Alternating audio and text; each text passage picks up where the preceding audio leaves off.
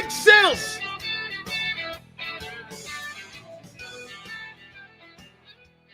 Aftermath of the Monday night game. Just had a brief conversation with my friend Tone here. By the way, real quick, for all of you out there, all you have to do right now is join us here as we try to give you a gift certificate for our good friends at Hooters. Last week's winner, Nick from Florida, Israel from Pennsylvania. Congratulations to you guys. We're doing it again. All you have to do is identify a code word that my guy Tone will throw out throughout the entire show. Okay? You identify it. Then what you do is you send us an email with all your information. And maybe on a football Monday, we're barking your name out. There's the email, Dan Sileo Show at Gmail. Send them in. By the way, it's been a grand slam. All you have to do is identify that code word. And you send us that email.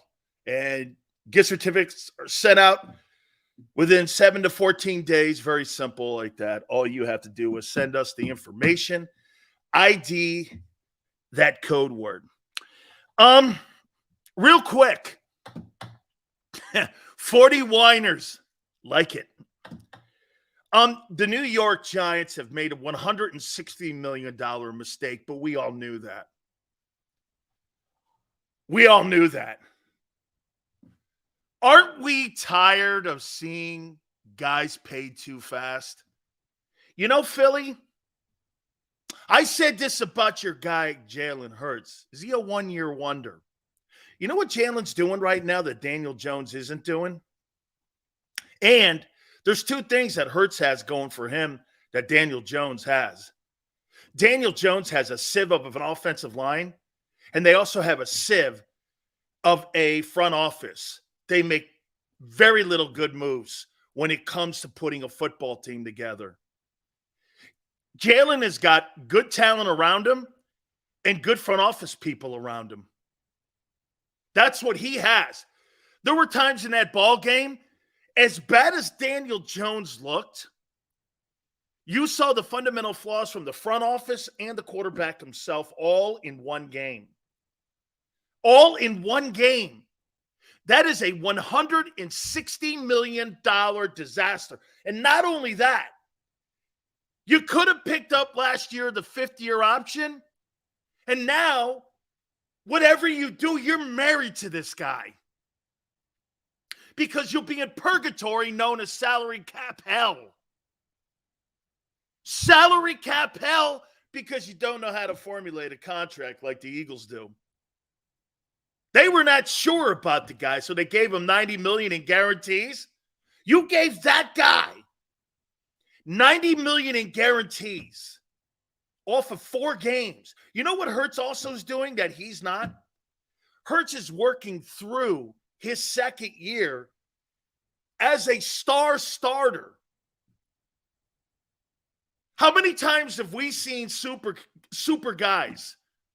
Okay? How many times have we seen superstars? Look at Joe Burrow even going through. Now he's injured. I get it. He's injured, okay? He's injured. But at the end of the day here, dude, you got to work through that. Hurts is working through it. Hey, I may be critical of Jalen, but you know the one thing I'll not be critical of him for? That guy's going to work through his issues. Daniel Jones has no chance. Why would you sign Darren Waller? What in the world was that move? You know, I would have, get this, you want to hear something crazy? I would have much rather have seen the Giants go after Andre Dillard, Isaac Seumalo, DeAndre Hopkins. You're not using. And by the way, you can't build a championship football team from the outside in. You know what's great about the Eagles and how they take the Tom Coughlin mentality. You know, Tom Coughlin, do you guys know what Tom Coughlin's first draft choice was? as the head football coach of the Jacksonville Jaguars. Do you guys know who he took number 1 overall? Who was the one guy he took? He could have had anybody in the draft. Anybody. Who did Tom Coughlin draft when he was the head football coach with the Jaguars? You guys know? That's right, Tony Baselli. Tony Baselli. Tony Baselli, because he was building his football team from the inside out. Got to have an O-line. You got to have an O-line. What were the big things that they had up in New York when he was there? Good O-lines, good D-lines. You know, quite frankly, Tom Coughlin did exactly what the Eagles are doing right now. Good D-lines with Justin Tuck and them dudes. And you turned around on the other side, you had Snead and them dudes playing in the O-line. That's how they won Super Bowls. Okay? That's how you win Super Bowls. You don't win Super Bowls going out and signing on the perimeter. Dude, Darren Waller made no sense to me. And by the way, last night, it was front and center for everybody. Now, I'm going to throw this at you here. Joseph, appreciate you coming aboard. Can I tell you, what's your biggest takeaway from last night that affects the Eagles? I just told Tone this. You tell me, what's the biggest takeaway you take away from last night? That kind of is something you have to look at if you're an Eagle fan. What do you take away? Seahawks can play? I'll tell you what, man. How about Geno Smith? That guy's turned his career around with a great coach. Okay? We played the Giants twice, which helps us. Devin, okay? I'll take that. I like that, actually. I was more impressed with Sam Howell than with Daniel Jones. Can I tell you what my big takeaway was last night from that game? You know what I have a different opinion of, maybe? The Dallas Cowboys. I'm like this. Well, Seattle put the boot to them too. I mean, the Cowboy fans are crowing over kicking the shit out of that team. Seattle beat the doorknobs off them. Right? Seattle beat the doorknobs off them last night. And you're like, yeah, that tush push or the brotherly shove, it resulted in 2 players injured and no first downs. Congratulations, Peter King. It is a football play. I say this to you here. Do you have a different opinion of Dallas coming out of that game last night? I do. 10 sacks. Okay, well, Dallas beat the doorknobs off them. Hey, and let me say this to you about Brian Dable. Is he the next Matt Nagy? Matt Nagy was the coach of the year also. Matt Nagy won the Coach of the Year award in Chicago. And he was fired 2 years later. Is he a one-year wonder? So let me get this right. We're crowning Brian Dable and Daniel Jones off of 8 games last year. Look at these guys you've paid too soon. Wentz, Kyler Murray, Daniel Jones. Haven't we learned a lesson in paying these quarterbacks too soon and not letting this thing settle? You went off of 1 year and really, quite frankly, a half a year. Absolutely. Tone's right. The Coach of the Year award has to be the most overrated award in pro football history. I mean, if I'm not mistaken, didn't Ray Rhodes win that thing 2 times? And he was canned too. I think Belichick's won that thing once. I think Bill Walsh has only won that thing once. Dude, if I'm an NFL coach, I don't want to win that award. That's not really a great achievement. That puts a target on you. I look at Brian Daboll last night. I'm like, hey, man, it can't be all Daniel Jones. It's coaching and shitty front office and Daniel Jones. That was my takeaway last night. It's a collective train wreck. Since Jerry Reese and Tom Coughlin and Eli Manning left the building, okay, that thing has sucked for a decade. The New York Giants used to be one of the great, well-run organizations when Wellington Mara was there. I mean, take a look at when the kids sometimes take over. Do you know this year in Major League Baseball playoffs, there's no team from Chicago, Boston, and New York. But you got teams from Florida and Arizona in the postseason. This comes down to management, man. You have no teams from Chicago, Boston, or New York in baseball's postseason. Yankee Suns, man, they didn't do a good job with that team. Got to have good management. I mean, the Marlins and the Rays are in the playoffs, but the Yankees and the Mets, who have spent a collective $800 million in payroll, are not in the postseason. Can't throw money at championships, can you? Cowboys beat them worse than the Niners.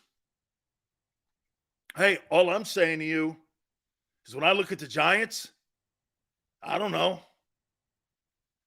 What do you take away? Is Seattle really one of the elite teams? Probably. Tell you what, man, Pete Carroll is a great coach. So look at what Bill Belichick's doing with Mac Jones. And look at what Pete Carroll's doing with a retread in Geno Smith. That's a retread. How many teams has Geno Smith been on? 5? 4? My takeaway, Daniel Jones looks Buzz Lightyear from Toy Story. Dude, I would never have given that. That guy would never have gotten $40 million on the open market by any team in the league. You know what? You want to hear something crazy? I'll take Ryan Tannehill over him. Here, I'll take Kirk Cousins over him. Let's see who else. I'll take Sam Howell over him. I'll take the kid in Arizona over him. And I'm not talking Kyler Murray. I'll take the kid who's playing now over him. Man, Brian Daboll, I don't get it. The Giants panicked. Tyler Heineke could start over that guy. Dude, I'm sure. Hey, there is no question the New York Giants are panicking as an organization. Look at what Howie did and how he didn't panic. Howie didn't jump into the market right away for a linebacker, did he? He didn't jump into the market. Let's see how this thing works. Okay, give me a month of the season. Say this to you, man. When you saw some of those linebackers playing in the New England game, we were all doing this. You got to get those guys off the field. They're not good. Haven't they progressively gotten better over the last couple weeks? I don't think they're really great cover guys, but they were better last week. Okay, they were better, and they are getting better. They are getting better. Just saying, man. Howie Roseman is killing the Giants. The owner is killing. The Giants have no chance of being in line to beat the Philadelphia Eagles consistently over the next 10 years. There is not a chance. That, my friends, right there, might be the worst organization in the NFC East. Unbelievable to say. The New York Giants? The New York Giants are the worst run organization in the NFC East. Shit, you could say whatever you want about Dallas. They have won 12 games the last 2 years. Okay, I get it. They get knocked out in the playoffs. That team couldn't make the CFL playoffs. They are just a train wreck, man. A train wreck. Hey, by the way, our boy Tone's going to jump on with us at 3:30. And we are going to have Philly 500, our good friend, at 4:30. We're going to get a fan's perspective. Guy does a spectacular job.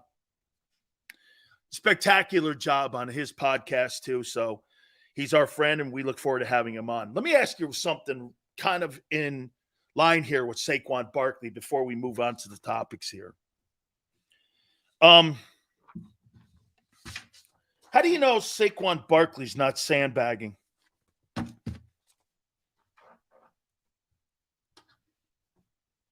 How do you know that Saquon Barkley's not sandbagging?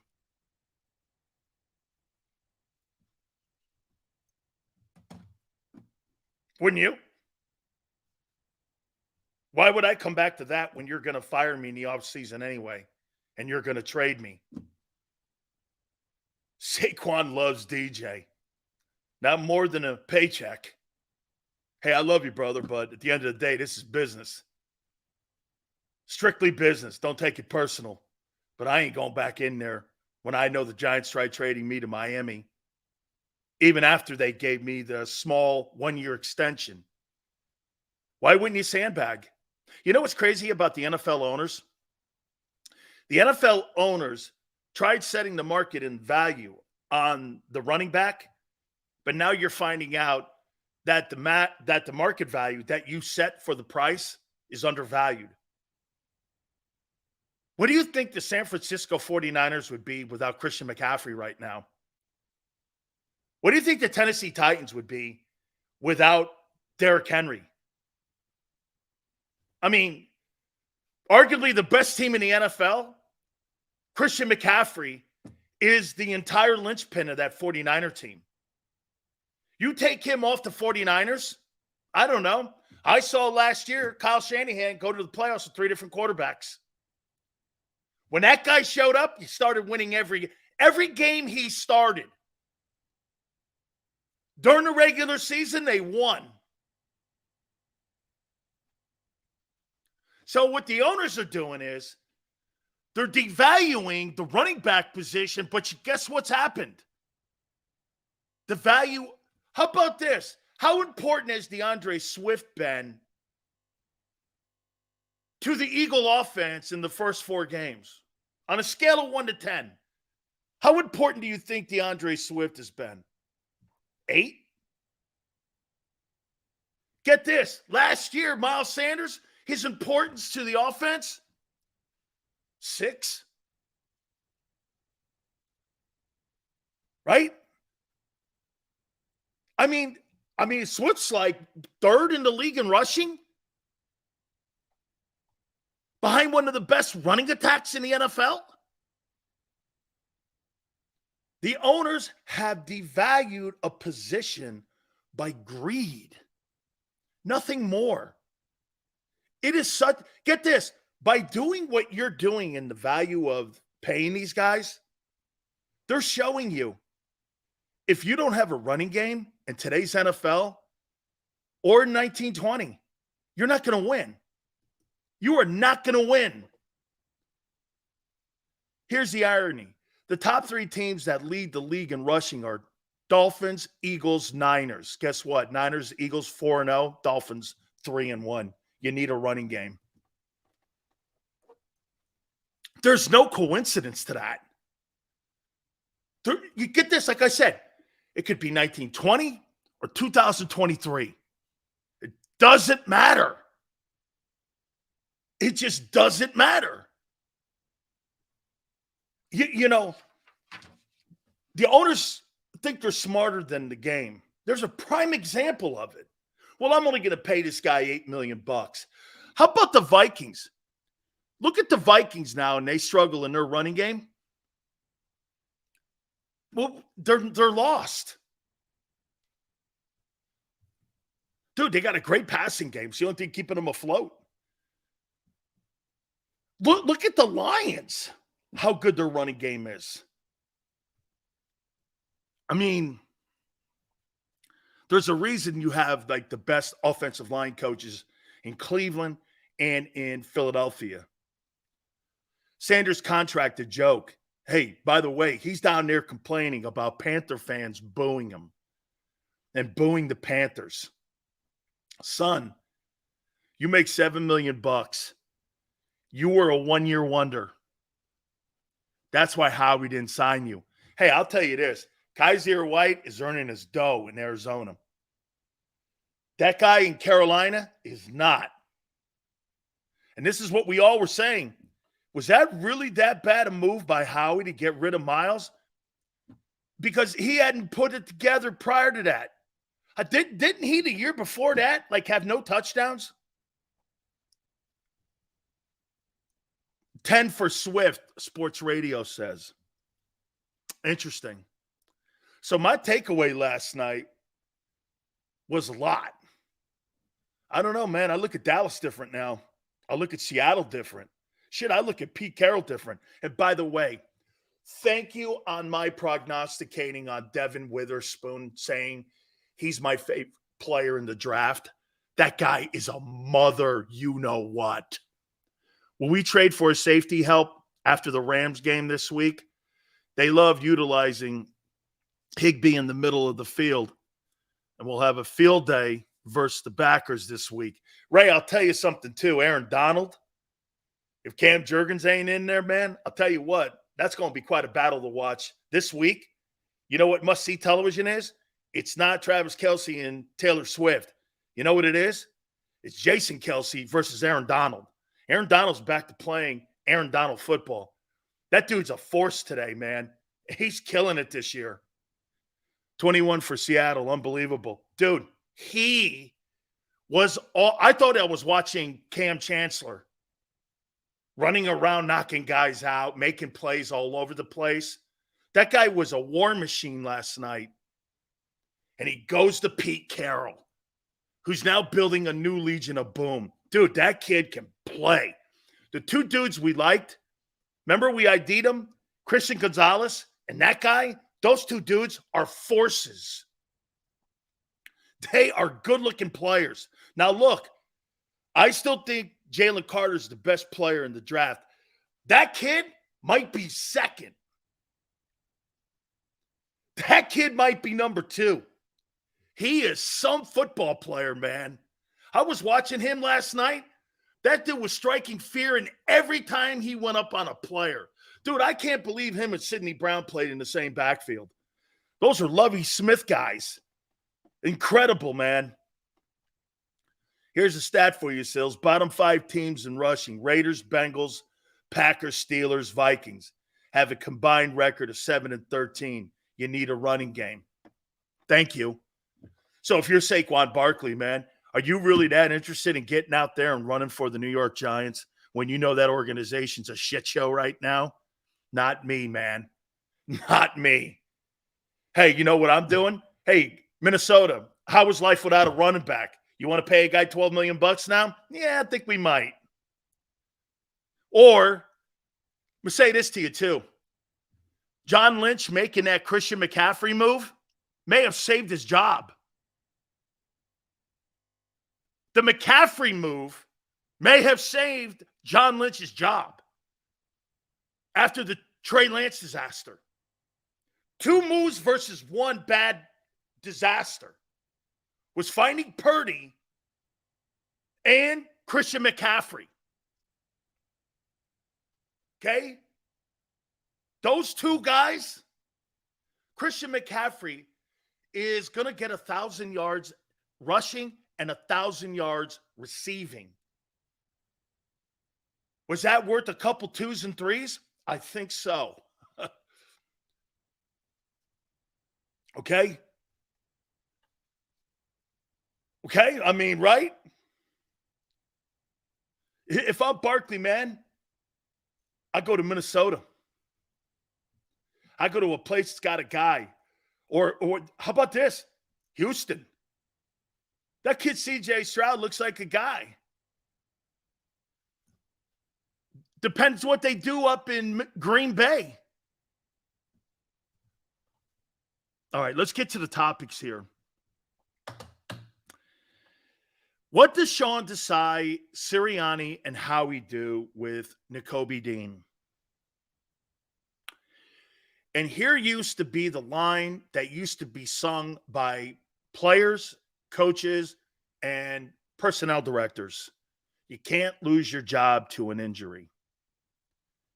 I think that is something in the past. I don't care any longer about owing you anything. I owe you nothing. The Eagles owe Nakobe Dean nothing. This is about the 53 and the locker room. I don't care about what your feelings are here. This is not bitty football, okay, where everyone has to play. This is about the logo. It's more important with the name that's on the marquee than the name on the back of the jersey. Nobody gives a shit. That includes people like Brandon Graham or whomever.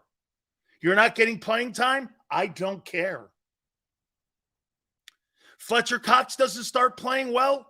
I don't care. He's playing great, by the way. This is not about a love affair. This is about winning.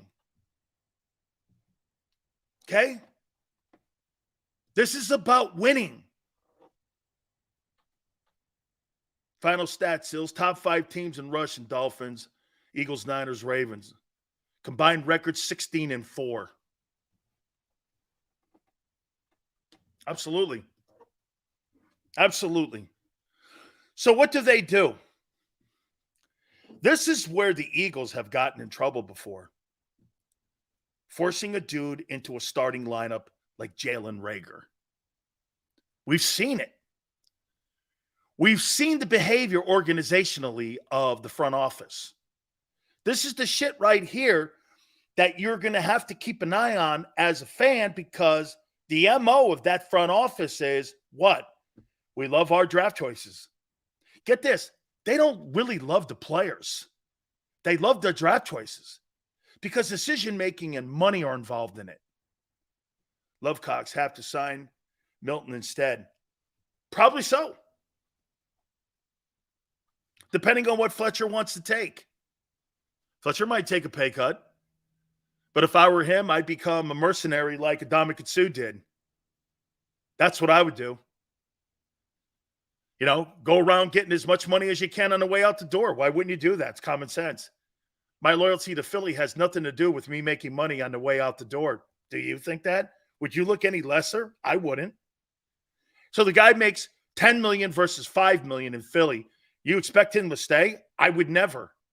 I would give him a parade out the door. Hey, thank you for everything, man. When you come back, I hope you retire an Eagle.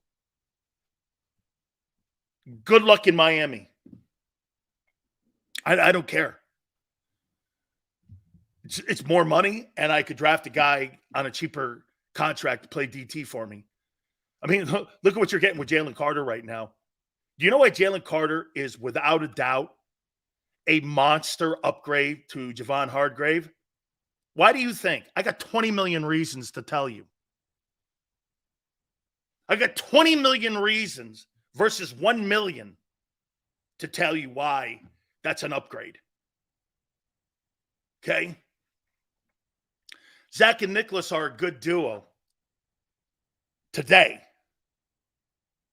Okay? Let's see if they can keep. By the way, my opinion, sports radio on them, can they keep it going? Can they keep it going?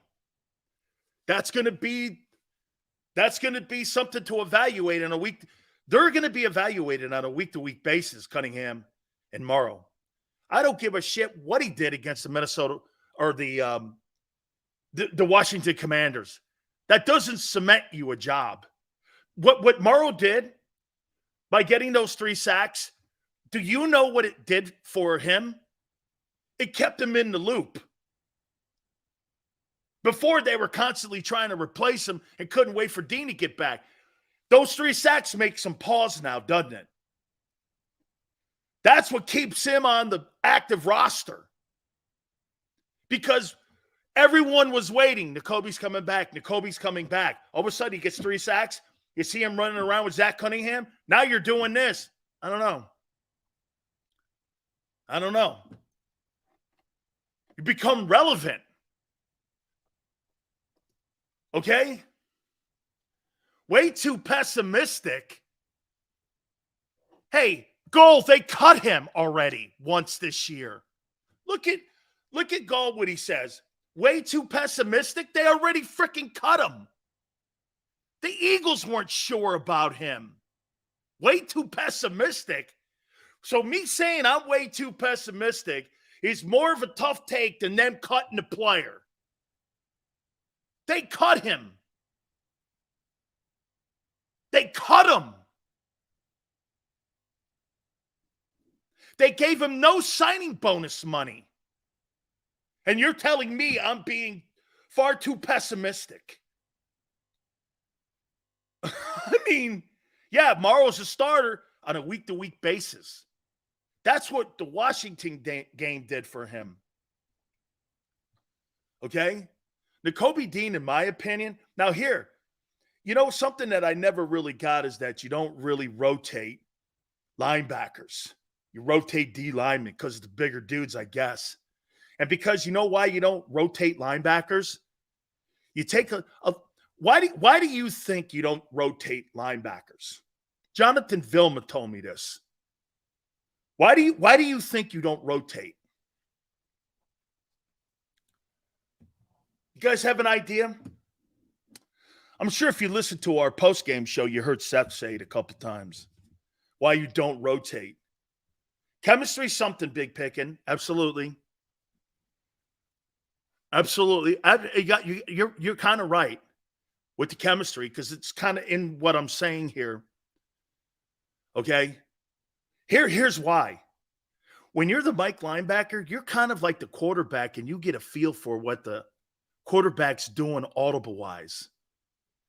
And when the defense starts hearing a voice and they start hearing that voice and a voice that's recognizable, with all the screaming and the hollering and the shifting, it becomes something that becomes and puts your team in a relaxing position.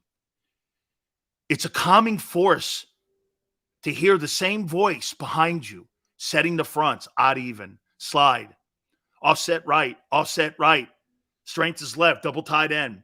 So why knowledge people on meds? Because they're fun. That's why. Through 3 games, Morrow has 16 tackles, 5 TFLs, 4 QB hits, 3 sacks, 1 forced fumble, 1 fumble recovery. Also, to answer your question, you never want to change the voice on the defense. That's right. Vilma told me this. After a while, you get a feel for guys like Peyton Manning. You just have a feel for him. And when you got a guy in the middle here that has that kind of presence and sense, he's looking at the clock. He knows that 5 seconds, the quarterback can't keep moving around. Vilma used to do this with Peyton Manning because Peyton Manning would look, and you know what inexperienced linebackers do? They set the defensive front too soon. And it gives them a pre-snap heads up on where to go with the ball. Brady was notorious for that. So every time, that's why I kept telling you about Nakobe Dean. Nakobe Dean's going to set the front too soon. And when he sets the front too soon, experienced quarterbacks are going to annihilate that guy. Okay? Vilma would take it right down to the 5 second. And as soon as he said set, that's when they would shift. And it made him, in the time before they snapped the ball, have to have a pre-read that was taken off the table because it made Manning have to go to second progression. That's a game he played as the Mike linebacker and the quarterback. Inexperienced guys want to get it set soon. You know why? Because you're also having to deal with pass coverage. Remember, you got a guy in the secondary behind you. Someone's back there setting the coverages too. Usually you do that predetermined wise once you come together in the huddle. But if you see somebody and they go in motion and you slide the defensive front, you've got to be cognizant of that. So you want to do what? Let's get the defensive front set first, because the passing game, that's going to affect me having to either cover a tight end or a running back. Hut! The experienced guys know what they're doing out there. It's a chess game. You're sitting out there as a young ball player, and you're doing this, and you hear them behind. Banjo, banjo, banjo, banjo, banjo, banjo, straight right, tight end, press and release, hut! I didn't set the front.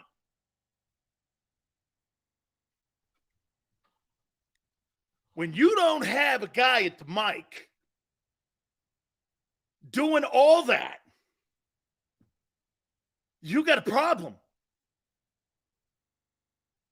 You got a problem.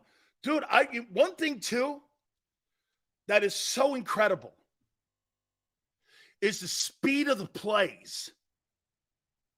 Okay? I'm talking like how quick they come. Bang!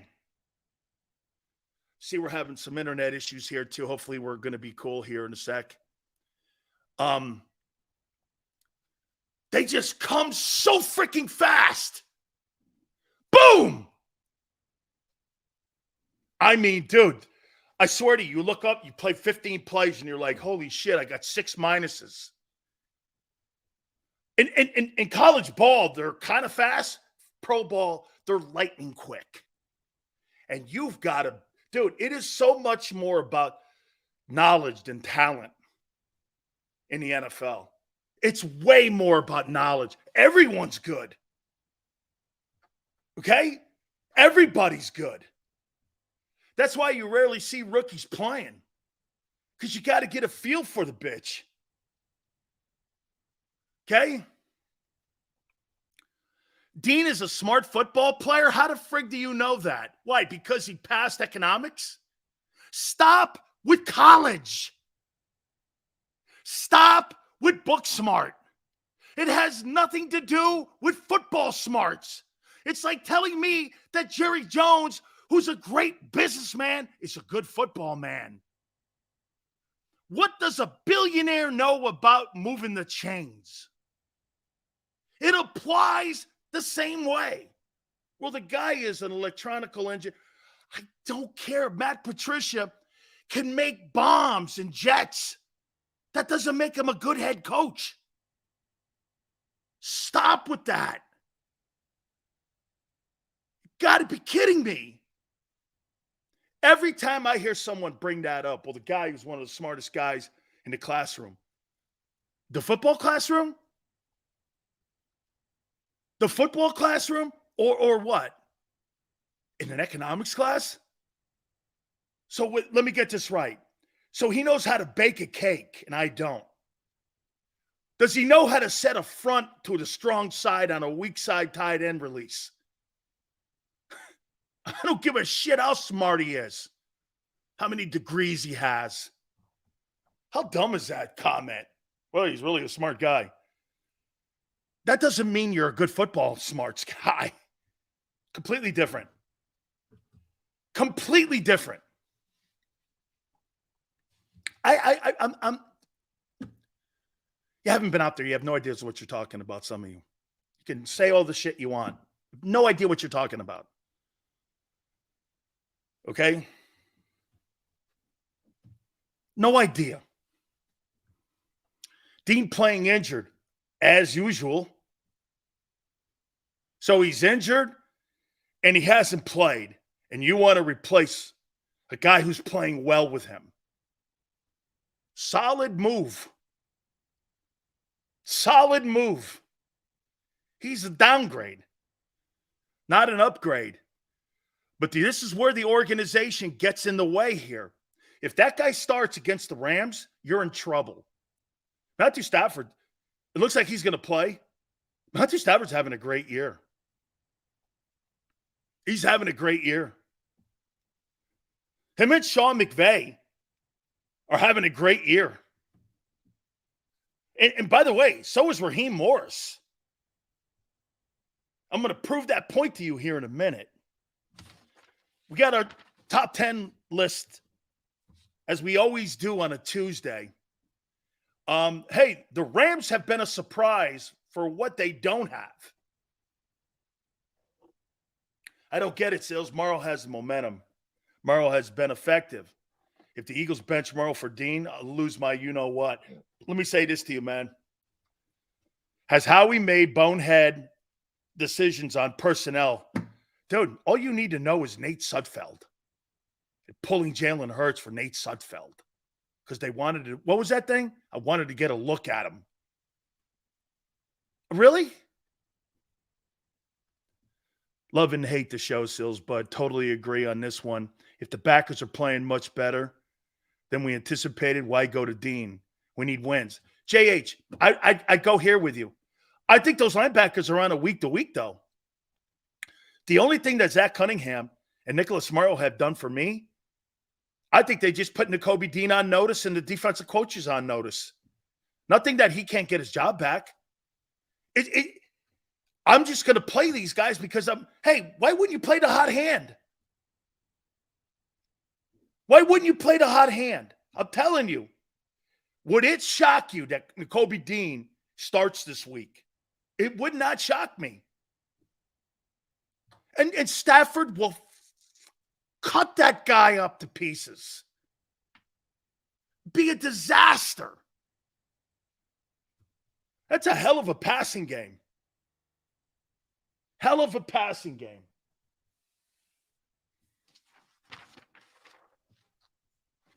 They got it going on. They got it going on. All right. Top 10 NFL teams. And again, this is a moving list. And week to week. It's a moving list. So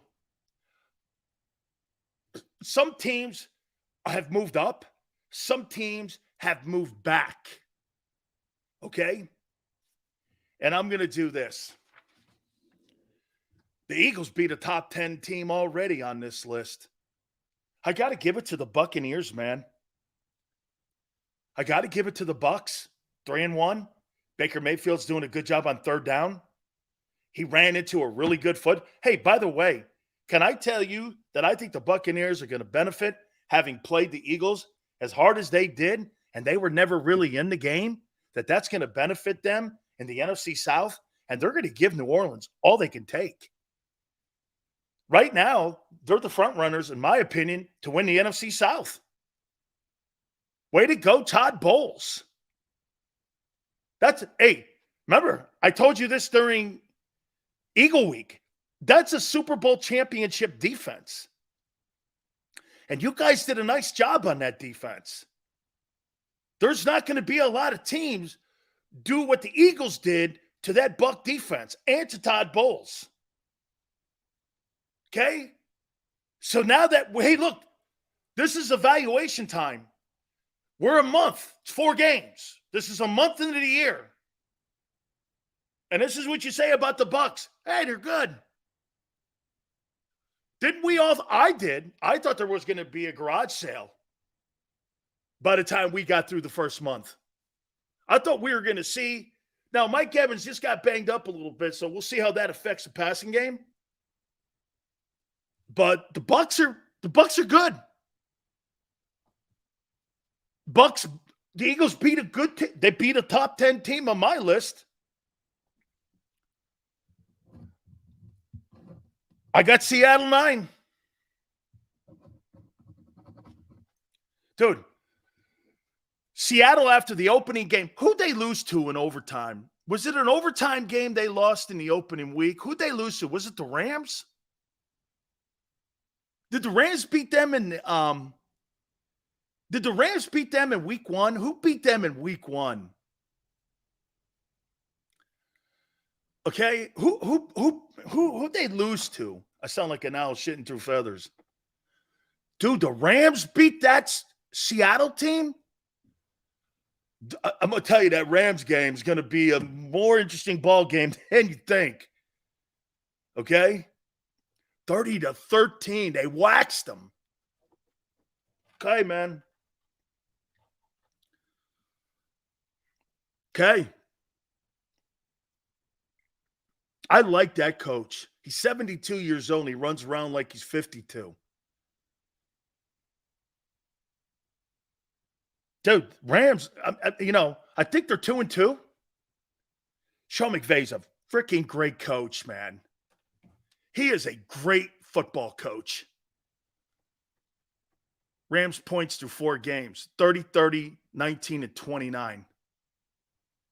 Averaging around what? 27? Somewhere in there, 27 a game. We're going to look at the top offenses and defenses. And MVPs also. Got to be averaging around what? 26, 27? Somewhere up there. Not bad. Not bad for not having Cooper Kupp. 24-5. Okay. I want that number up a little higher, bud. They are 2-2, man. I got the Lions at 8. Maybe too low, but I want to see them win. It's what, see, here one thing I'll say about the Eagles. Not playing their best ball, you're right. Not clicking for the entire they've had a half in a month where they've played really well offensively. A half. That's not playing well offensively. Okay? A half. And they're still winning. Okay? They're still winning. I like this Lions team, and I like Jared Goff, and I like Dan Campbell. To me, looks like a keeper. I got the Ravens at 7. I think Lamar's getting better and better. You know the number one problem that I have with Lamar that Jalen doesn't have? He's not accurate. He's just athletic. I'd rather have accurate than more athletic. When you watch Lamar Jackson play versus Jalen Hurts, it's night and day in athleticism. But he's accurate. I'll take the accuracy over the athlete any day. I would never say that Tom Brady and Peyton Manning were phenomenal athletes. I would never say that. But they were just accurate. Right? They're accurate. They're just, how about this? Is he going to make a big throw late in the game when you need it? He'll make a big run. But if you're behind, running the ball hurts you if you can't throw it. Do you understand that about having just a one-dimensional running game? Why were the Kansas City Chiefs about 2.5 years ago or 3 years ago? Do you remember when the Titans had like a 21-point lead on them? Why were they able to come back? Because Mahomes could throw them out of trouble. The Titans, they rely on a 12-play drive, take time off the ball, and if you're down 21, there's no chance in hell of you coming back. You've got to make a play in the passing game if you're down. If you're down late, how did the Washington Commanders come back? They made plays in the passing game, not in the run game.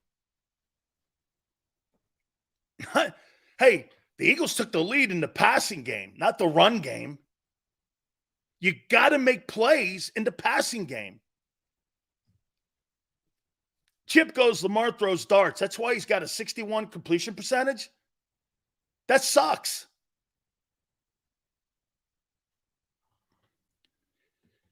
I got the Cowboys at 6.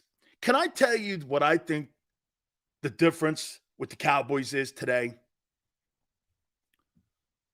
What's the difference between the Cowboys? Not player-wise either. What's the difference between the Cowboys and the Eagles? Okay?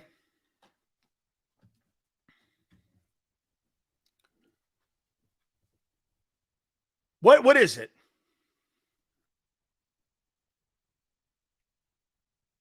What is it? Coaching? What's the difference between the Eagles and the Cowboys?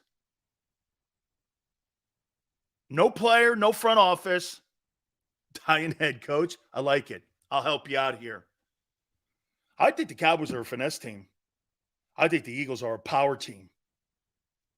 Like San Francisco. I think San Francisco is going to beat them up this weekend. I think they're going to beat them to pieces.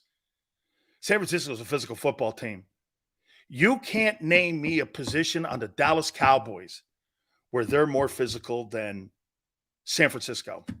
Not one position. When I look at Michael Parsons is not a physical presence and not a he can run at him. Like, he doesn't strike fear in me like LT did. I don't think he is a physical dominating presence like a physical guy. I don't. I think he's a finesse guy. He's a pass rushing guy. He's not. I'll tell you this. Hassan Reddick has more physicality to him than what Michael Parsons does. They're just not a physical team. And I think that's a reflection of the head coach. They're just not physical. I don't remember, but if you said it, it's a great observation, because when you watch San Francisco and you watch Philly, don't you do this? Those teams are physical. And you know why they're 4-0?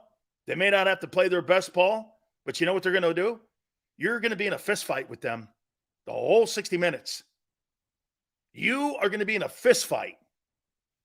If you're with Dallas, you're in a pillow fight. And that's what Jonathan Gannon knew. Jonathan Gannon ran him over. Because you know what he did? Our guys are tougher than your guys. We're not better than you. We're tougher than you. You got more talent than us. You know, when you start looking at how they play, he's right. Gannon's right. The Cowboys are a finesse team. Look at what's this? Trent Williams and their left tackle. He may not even play. Trent's a more physical guy. Todd, what's his name? Tony Pollard. Christian McCaffrey. McCaffrey's more physical of a player. Runs in the middle, catches passes. He's more of a physical player. George Kittle versus their tight end, I can't even name him. Deebo Samuel versus CeeDee Lamb. I would never throw the word physical at CeeDee Lamb. Even the kid Ayuk. Take a look at their defense. That Vander Esch guy, you think he's Fred Warner? Nick Bosa? They don't have Hufanga. They don't have one guy on their football team that you can match up and go, well, that guy's tougher. That's kind of the same shit you got in Philly. They're just a finesse team. Finesse teams get their asses handed to them in playoffs. That's why I'm telling you, that's their, hey, I didn't really realize it. Smitty's more physical than CeeDee Lamb. He is. Absolutely. And that'd be not a word I would. He plays with a physical presence about him. You know, if you really think about it, I never thought about this until we just like ID'd it last night watching the Seahawks run over a team that Dallas was crowing about how they pounded them in the opener. I never realized that Cowboys won them Super Bowls with Jimmy because they were physical on defense and offense. And they ran you over. They were physical. When Jerry took the reins, they became a finesse team. And every time they get into the playoffs, they got their asses beat by physical football teams. That's why the Eagles don't get beat like that. Is because they may not have a good day. They will beat you up. Hey, just to put that even more into context, you may beat that Eagle team, but you're not going to win the fight. You may outscore them, but you're going to walk away going, damn, how come I'm hurting like this? That's a game where that's a low chin strap game. You know what that means? Keep that baby down, man. You get knocked on your ass in that game. Okay? The Cowboys are a finesse football team. That has been the problem with them since Jones has run the team and Jimmy's not been there. Look at their defenses. Defenses finesse. I got the Chiefs at 5. Andy Reid, Mahomes, Chris Jones, Travis Kelce is keeping them in this thing. One injury to one of those guys, it is over. Do you think the Kansas City Chiefs could survive without Chris Jones? No way. Could they survive without Travis Kelce? No way. Travis Kelce keeps those other guys afloat because of his presence. He's almost now become a decoy for those other guys to be open. So if you lose the decoy and the athlete, those guys are people. I would.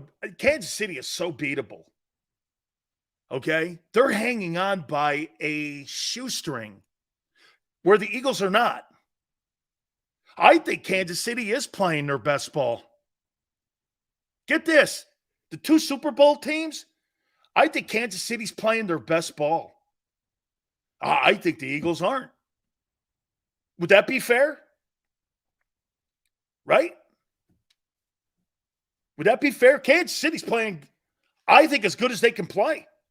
Pacheco is becoming a guy for them. All right? Right? So, you know what? I love when people go like this. So people are saying this to me now. What about the Detroit loss? Do you understand that shit's old news? Nobody cares about the first week right now. You're looking at the overall month of how you've played and where you're playing right now. Okay?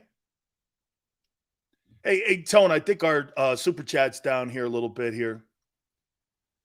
Because I see that it popped up, but I don't see your stuff there. So, yeah. I think Kansas City's good, but very beatable. Very beatable. But don't you think if we look like this now, what the finished product is? That's the big deal right now. Last year, you looked unbeatable in the first month. Now you look beatable. And every team that you've played has almost beaten you. So you look beatable. You're winning, though. Okay? You're winning. The 4-0 record is important, but it really is. The record doesn't dictate who's playing the best football right now. Just because you're 4-0 doesn't mean you're playing the best football. That's why I look at teams in a different light. I look at how you're playing, who you're playing. This is not college football. Undefeated teams don't get the top spot because you're undefeated. Okay? You just don't. Because the team that wins the Super Bowl, this is not the college Final Four. You have to play yourself into the Super Bowl, no matter what your record is. How many times have we seen wildcard teams make it to the Super Bowl? I mean, have some common sense about yourself. I got the Dolphins at 4. I think they've had a spectacular month. Okay? And they ran into the best team in the division in the AFC East. Now they know what they have to take to beat a team like that. You played somebody. That ain't the Broncos, the Bills. Okay? I got the Eagles 3. Not playing their best ball, but they're winning. They're winning. I don't think the offense is really doing anything great right now. And the numbers dictate that because we'll look at that here in a minute too. And the trends at where you are right now after a month of football. You see, when people go like this, stats don't matter. Team stats do because they're trends on what you're doing. Don't you understand that when game plans are put together, what do you think game plans are put together with? Gut feeling? Tendencies? Percentages of what you do in a particular play? Where do you think they get that from? There's a quality control coach that sits down with down and distance, and you know what he does? He'll cut up tape, 1st and 10, 2nd and 8, 3rd and 6, 4th and 4, 1st and 6. They'll go down that line. And what they'll do is they'll put all those reels together. Who do you have winning the NFC East? I had Dallas.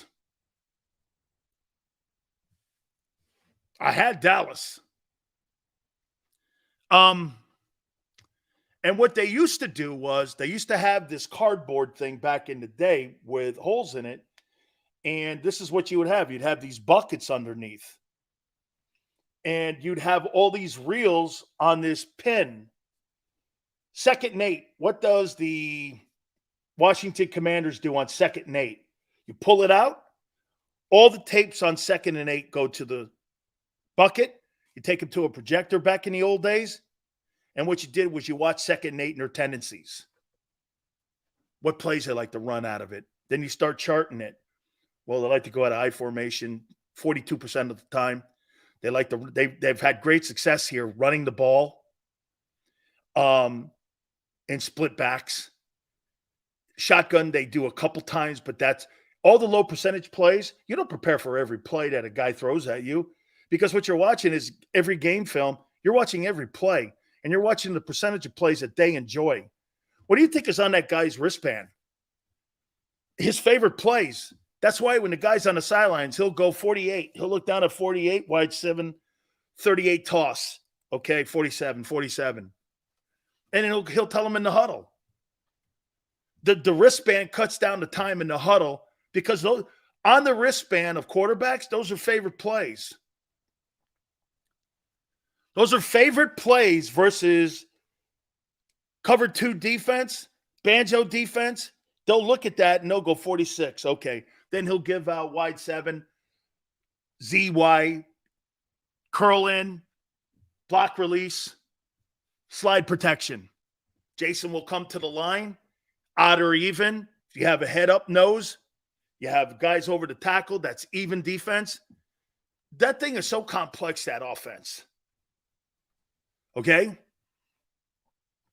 So that's kind of where you are here. I got the Bills too. Bills are playing spectacular football right now. Spectacular football. And I got the Niners 1. So I got the 49ers 1, Bills 2, Eagles 3, Dolphins 4, Chiefs 5, Cowboys 6, Ravens 7, Lions 8, Seahawks 9, and Buccaneers 10. That's who I have. By the way, we'll go through the numbers here and the tendencies of what's happened in the first month of the season to kind of quantify why San Francisco is probably the best team in National Football League along with the Bills right now. I'll get to your defense too also. We'll do top 10 defenses and why, quite frankly, you're unbalanced right now over the first month of the season. You're unbalanced. And your play has proven it out in the first month. You're still in the top 3. And quite frankly, that means 49ers and Eagles in the NFC title game. And it would be Dolphins and Bills right now in the AFC championship game. Got a problem with that? Why would you have a problem if you make it back to the NFC title? With another shot at the 49ers. I mean, I don't know how bad that would be. I mean, but we're not one. I love it, man. All right, my boy Tone's going to join us at 3:30. Don't forget Gary Cobb at 4:30. Our friends at Hooters, man. Look at Israel and Nick here who won our gift certificates this past week. Having those gift certificates out there, man, we really appreciate everybody coming aboard with us here. Love it so much here, man. By the way, we're celebrating the 40th anniversary of Hooters, and Hooters is without a doubt the official home of the National Football Show. We so appreciate those guys being part of the program here. Everybody was in the Northeast Hooters last night, man. All 7 locations. Go to northeasthooters.com. If you didn't go into them, too, hopefully you used the app and you went to hooterstogo.com. get some of that great food. The iconic Hooter girls go out. They give it to you, man. And great food. They deliver that food to you. Spectacular. If you go into the places, buy 10 wings, get 10 boneless free. Wing Wednesdays, 1983, all you can eat. It's a 40-year tradition. NortheastHooters.com. That's NortheastHooters.com. And when you roll into any one of the Hooters, do me a favor, tell them Big Sil sent you.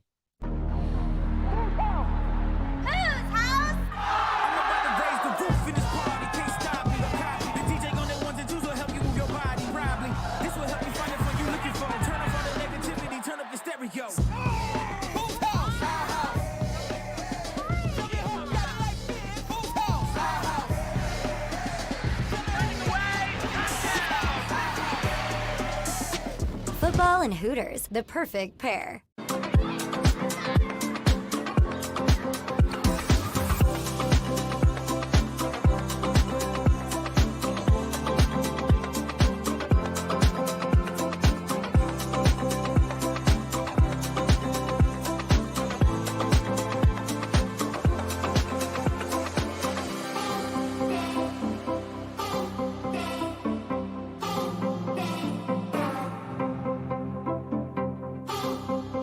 If you own a company and you're not producing a podcast, you're missing out. The public consumes messaging when they're ready. Join the professional podcast network of companies and let JAKIB Media Partners put you in the podcast arena. Come to our professional studio or we'll come to your place of business and professionally produce your company podcast. Call JAKIB Media right now at 267-261-3428. 267-261-3428.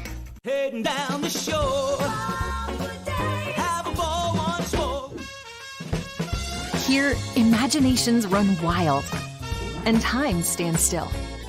Because here, you can find the best of the Jersey Shore, all on one 5-mile island. So leave the old you behind and get lost in the woods. Wild, wild, wildwood days. Score and save in southeastern PA and Delaware with Colony Pools this football season, and let the experts close your pool with a custom Merlin safety cover in green for the birds. And if you join our Winter Watch team, we'll give you another 20% off, and Colony Pools will handle it all. Keep your tiles on your pool, not in your pool. Fly with Colony right now, Birds fans. Visit flywithcolony.com.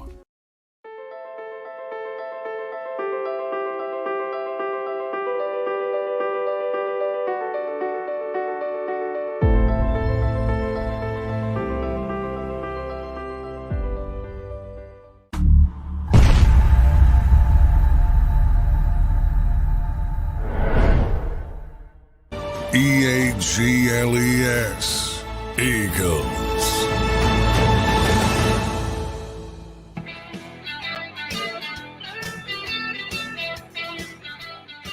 You know what they're debating right now in New York? If the Giants regret paying Daniel Jones. Welcome to the party, man. You're only 7 months too late. Where in your right mind did you think that was in the right? Can I tell you, there's a prime example of an NFL football team controlling the media in New York because everybody thought it was a great idea. And no one would go on the air, dare say anything against the Giants because the Giants end up calling their bosses up.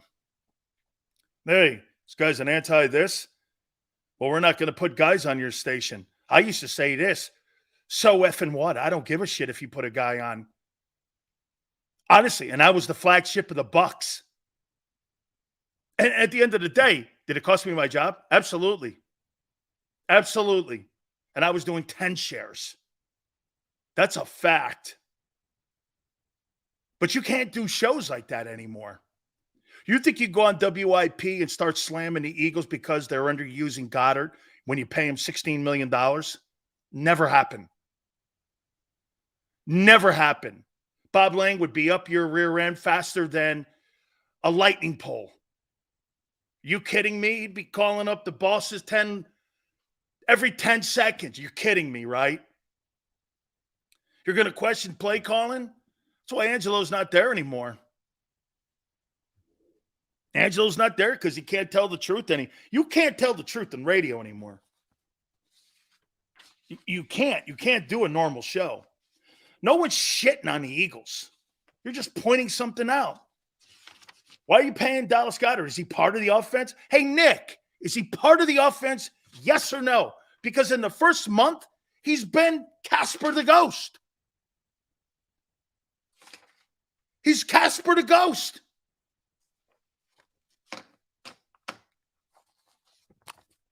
Okay? He's Casper the Ghost. Who asked that question? Hey, you do it a roundabout way. Hey, Nick, it's a little concerning that he's not getting – get to the point. Why are you not using him? Is it Brian Johnson? No. You see what Nick did too the other day? A typical Angelo move. He said he made the call late in the game to run the ball. Why would you fall on the sword for Brian Johnson like that when you don't need to? That shit is so obvious. I think that guy doesn't tell the truth. I don't believe Nick Sirianni tells the truth. He'll bullshit you, man, until you're blue in the face. You really called that play to run the ball late in the game to keep Washington in it and so that the heat won't go on Brian Johnson because nobody will jump his shit because the Eagles got your back. You can't be any more pathetic than that. I'm wrong, right? Of course I am. Because you're just like the media sometimes. You'll jump on the side of Nick when you know that was a shitty play. You're running the ball late in the game like that with Kenny Gainwell. And you think that was a smart play call. No, I called it. You called it. So how many plays, Nick, do you call during the game? 2 or just that one?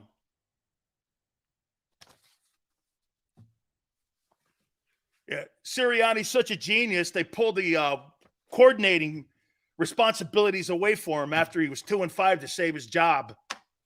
That's what a genius he is. Yeah. Even Gannon. Gannon's trying to take credit for it.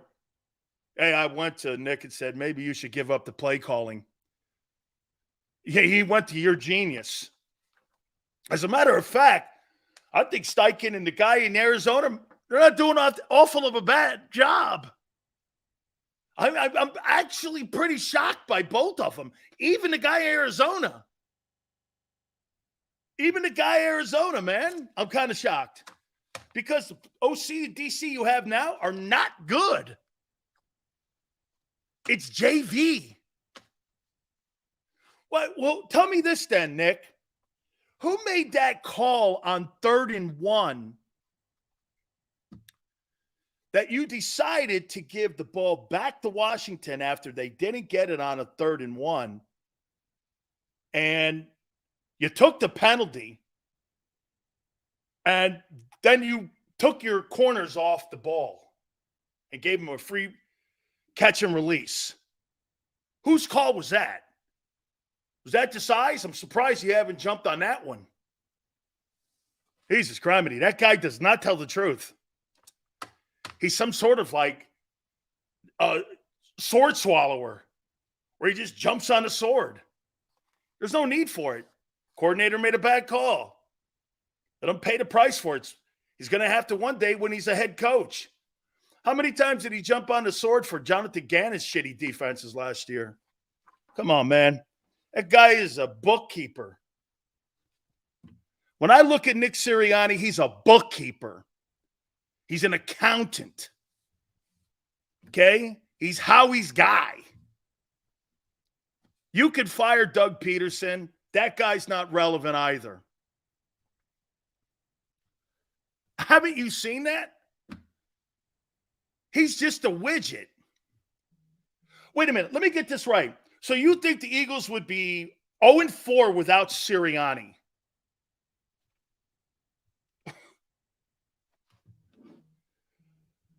Do you believe? Do you believe they'd be 0-4 without Nick? Yeah, that's a good question. Do you think they'd be 0-4 without Nick Sirianni? What would they be?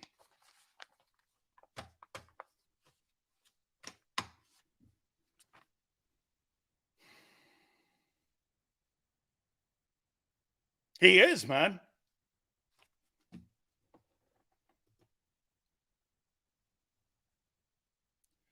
I like Nick, but I don't believe that in the slightest.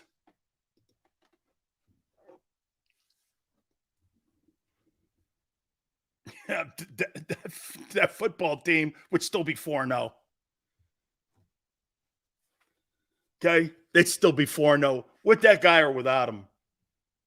You take Andy Reid off that team in Kansas City, you think they're 2-2? Or 1-3? You think they have 2 Super Bowls if Andy Reid's not in the building? Just asking. With Patrick Mahomes, do you think they have 2 Super Bowls if Andy Reid's not the head coach? That's all I need to know. All you need to know. Your coach is irrelevant. He's good on press conferences. He's not really good on game day decision-making. And by the way, whose decision was it not to play DeAndre Swift? Is that a Nick Sirianni decision too? Who's the decision not to throw the ball to Dallas Goedert? Is that a Nick Sirianni decision too, or Brian Johnson? I'm getting confused here. I'm confused. Since he's taking blame, are you taking the blame for Goddard too? Is there anything you're doing right?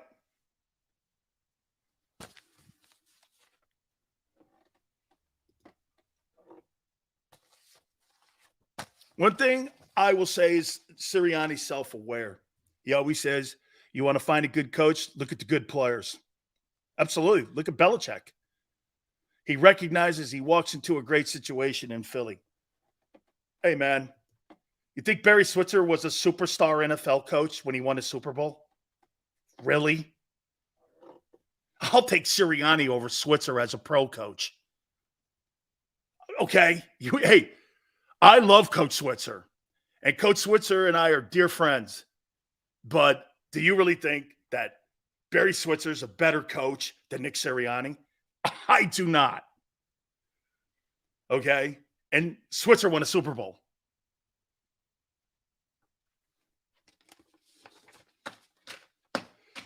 Like we were saying in the opening hour of the program, you show me an NFL Coach of the Year winner, I'll show you a loser. That award sucks. Who cares? What's up, Big Sills? In your opinion, what should the defense do to improve the pass defense? I like moving Brown to the slot and JB outside would help. That's a good point. Let's take a look at you know what? I was going to look at the offense first, but let's look at the defense. How many people in here believe that the Eagles over the first month have a top 10 defense?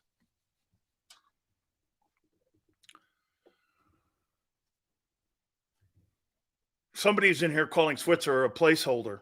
That's what Nick is. How many people believe the Eagles have a top 10 defense after the first month of the season? Steve goes, I believe so. Big Picking goes, and that's why I quantified it. After the first month of the season, first quarter poll, when you kind of look at your valuations, okay, do you think the Eagles have a top 10? The Eagles are ranked 16th. What I have, Tone. Okay, I thought they were ranked 16th overall. Can you just double check that for me? I just looked up at ESPN and I got 16th. You got them 13? That's not far outside the top 10, especially with all the stuff that they've been giving up. Okay. No, Tone, I want to double check this because of the penalty thing the other day. Just to make sure that I'm right around there. I thought I saw 16th. That they were ranked 16th. I want to get because to me I want to know what the trends are going. And no, you're right. They're currently ranked 16th in yards allowed. Okay. So you're in the middle of the league. Okay? You're in the middle of the league. That's actually not as bad as I thought. Because I do think there's going to be room for improvement. Okay? You're 16th. Here are the best defenses in fewest yards allowed, passing and running over the first month. Now, do you think this matters? Teams giving up the least? The Browns are number one, giving up only 196.8 yards per game. That's insane. That's insane. Now, again, let's put this into context too. Schedule, who you play, division, all that stuff. So just by the numbers, you could go like this. Some teams could look a little bit, man, really? And because of some of the opponents they play, somebody doesn't have a run game. Like the Vikings don't have a running game. Okay? That makes your numbers look a little bit better. Okay? But when you're only giving up 200, you're giving up less than 200 yards a game. That's unbelievable. That's historic. Okay? That's historic.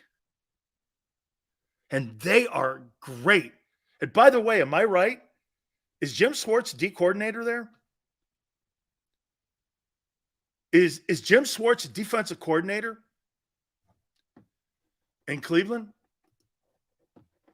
Wow. So the guy who won the Super Bowl for you was hired by a guy who was in the building in Philly, Andrew Berry, and he's the coordinator there. And you didn't think to bring that guy back to see if he wanted to be even a consultant after Fangio went to Miami? Interesting. You were going to bring Frank Reich back. That's why I bring that up. Cowboys are 2. I think that number's misleading. Do I think the Cowboys are the second best defense in the NFL after getting crushed by Arizona? Not likely. I think that number, there's a prime example. Well, we just talked about Philly. Watch this. Sills, who's a more physical defense, Philly or Dallas? Philly. Philly. Okay? Philly is. Dude, you got, I'll tell you this. Do I ever see this year where the Eagle defense will give up 200 yards rushing? No way. No way. No way. How many, does anybody here think that the Eagles will give up 200 yards rushing? Anybody? Not a chance. Not a chance. If I saw that number against Philly, I'd be like, wow, there must have been a shitload of injuries. And that, like, do I see San Francisco running for 200 yards on Philly? Man, not a chance. Not a chance. Ravens, 3. That's a pretty good number for them. 260.8 yards a game. This is why they're winning ball games, because they've fixed it and turned this thing around. Eagles are currently giving up 63 yards rushing, ranked second in the NFL. And see, that number's a little bit jaded because you know why? Minnesota doesn't have a run game. However, I believe in the personnel they have. So the numbers, they see, look, Dallas is ranks second-rate defense in the NFL. No way. No way. No way. You get this. Tone, this is why I told you, Tone, get this.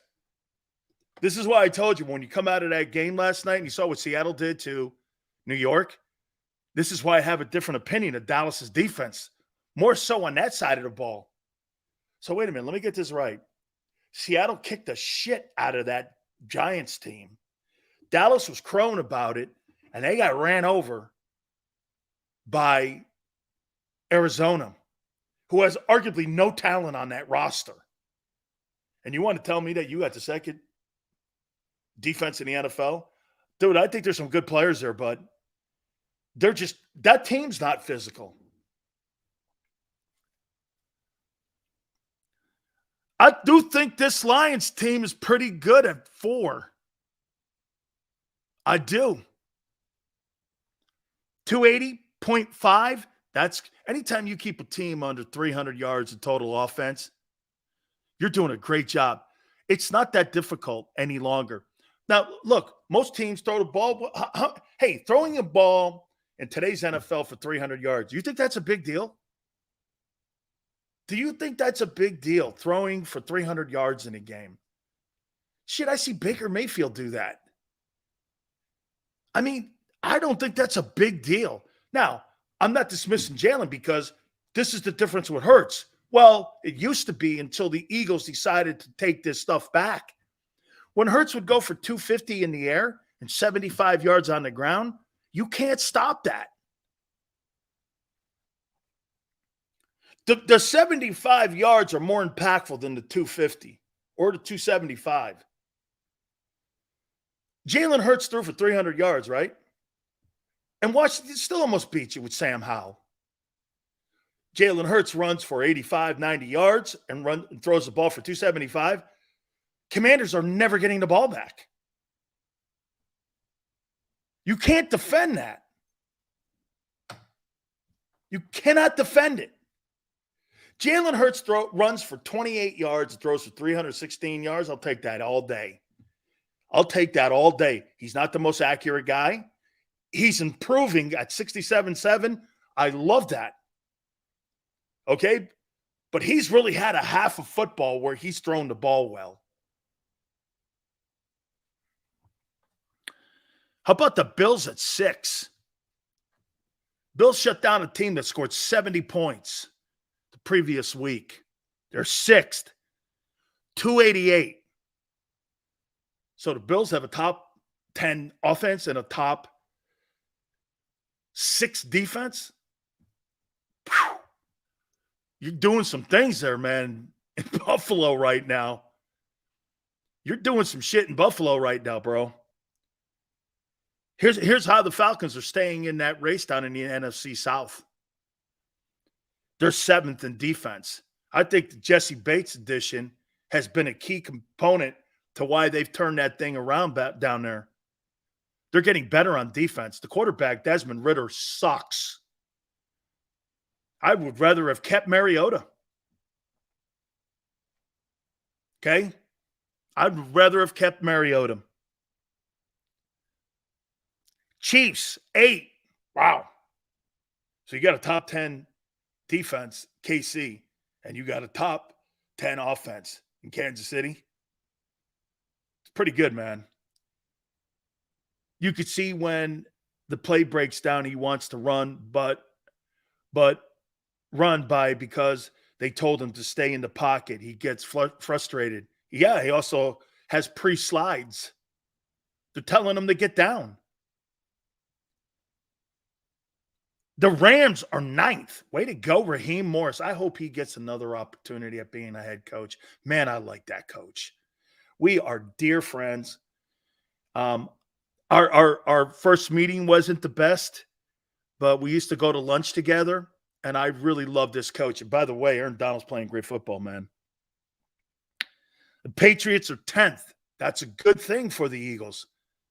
What you guys were saying the last couple of weeks about the Patriot defense, as bad as their O looks, they'll always be good on defense. And the Eagles are 16th. Now, but look, like I said, the Dallas thing, dude, Dallas will always have an asterisk, in my opinion, because you got destroyed by Arizona. You were freaking destroyed. And then you're going to try to take victory laps on that Giant win? Hey, man, I'll give you the Jet win. But the Giants? Come on now.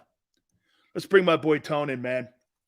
Get his thoughts on some of the stuff we've been saying here, too, and get his thoughts on what the Eagle coach should do with Nakobe Dean here, man. So welcome aboard, brother. Big Sales, how you feeling today, sir? Oh, good. So some of the stuff give you a shot to respond to. Anything stick out to you that the one topic that that you brought up earlier that I wholeheartly agree with you with is the idea of how they should handle the Nicholas Morrow and Nakobe Dean situation. The reality is, we're not saying Nakobe Dean can't play, but the reality is you have a guy in Nicholas Morrow who's been effective. You see the passing defense with the linebacker specifically. You see them just. I'm not saying they're great in pass coverage because they're not. It's a reason, the team is ranked 27 in the pass defense. But you're seeing them responding better to the tight ends. Now, I don't know if Sean Desai is scheming something up where he's kind of protecting those guys. I don't know if moving James Bradbury to the slot is kind of helping those linebackers. I don't know. But the reality is you have a guy in Nicholas Morrow who's been productive, he's been effective, and he always seems to be near the ball. So I don't see why I need to upset that apple cart, especially with the way the linebacker unit is set up right now. The reality is none of those guys have really played together that long. They need continuity. They need chemistry. And if you upset what's going on between Nicholas Morrow and Zach Cunningham, that could potentially set back that linebacker core, like you said. And I agree with you with this notion. Those guys need to hear the same voice. Unless Nicholas Morrow just craps the bed. And I agree with you again about the fact that all these linebackers are on a week-to-week basis because none of these guys are old real money. So every week they have to prove it. And Nicholas Morrow is playing like he's proven it every single week. Absolutely. Something maybe you disagreed with.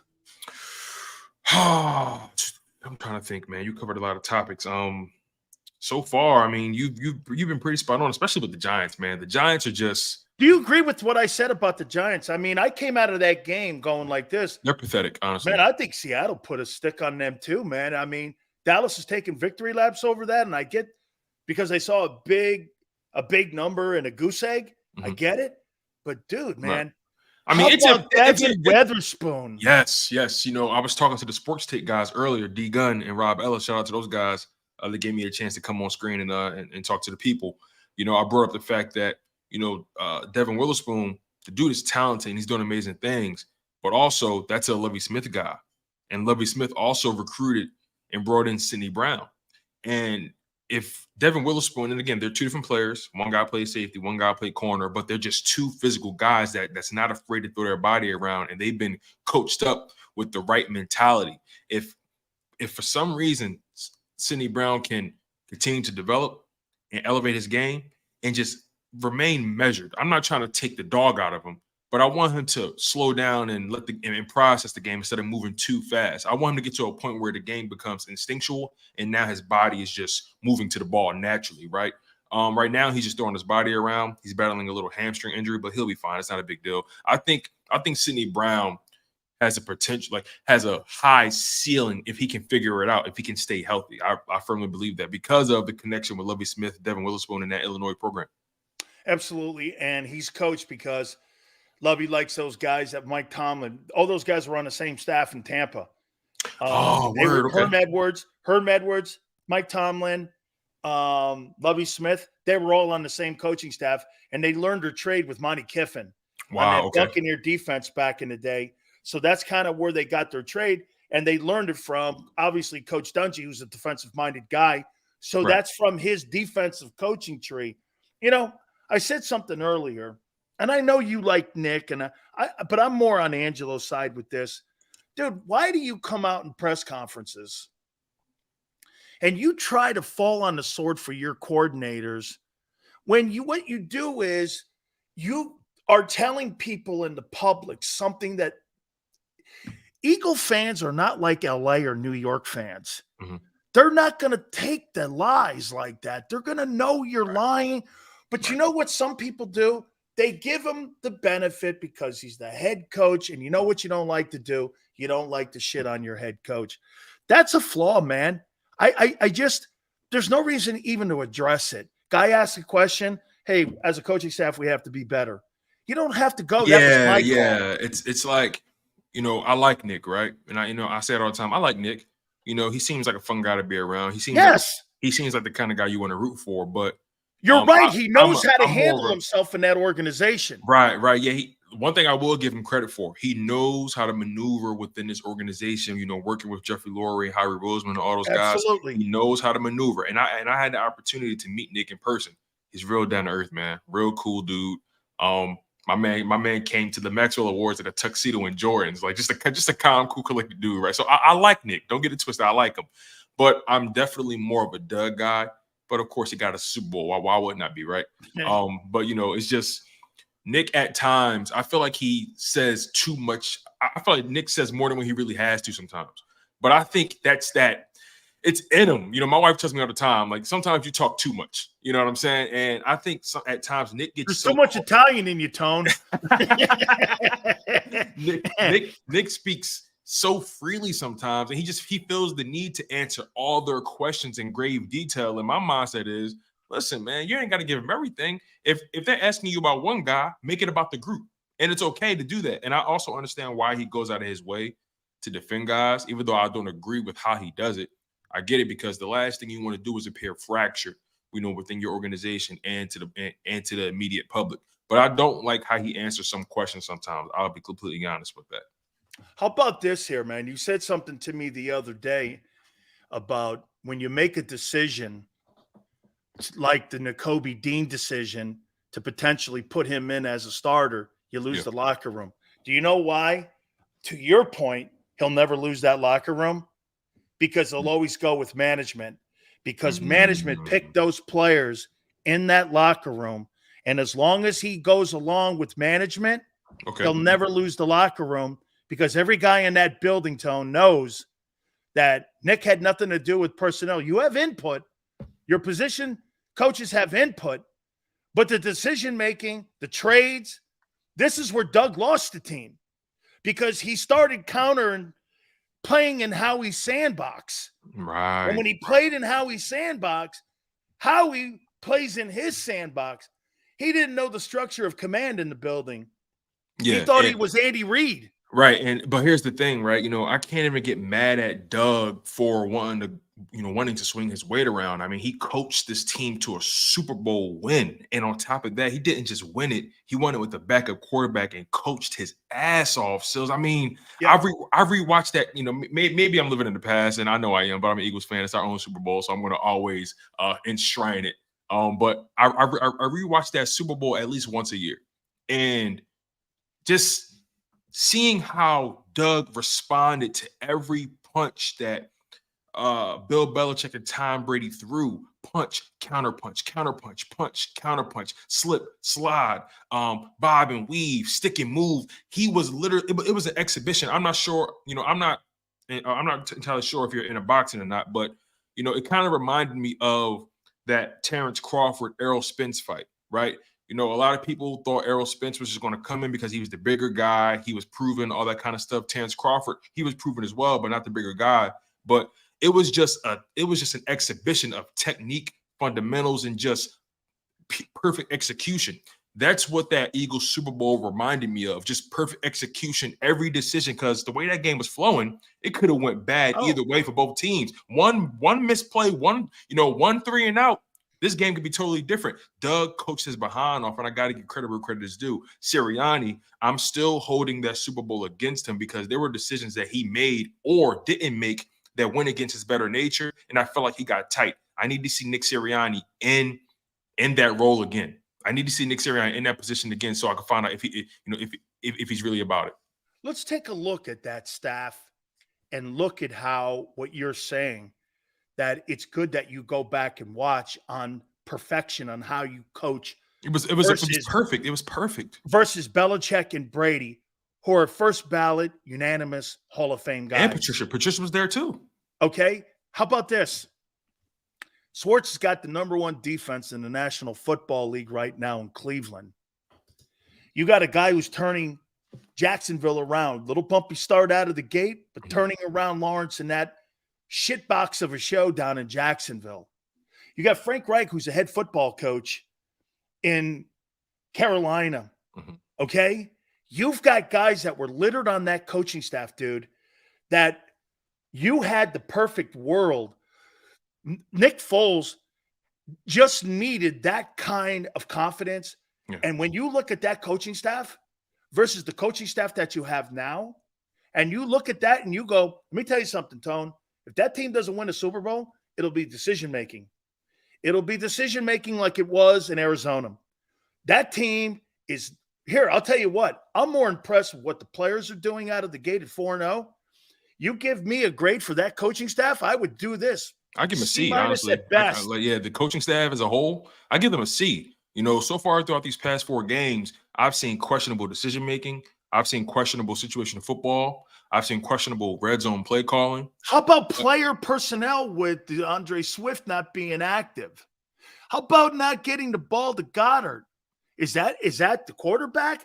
And by the way, also, what I don't like is let Hurts eat.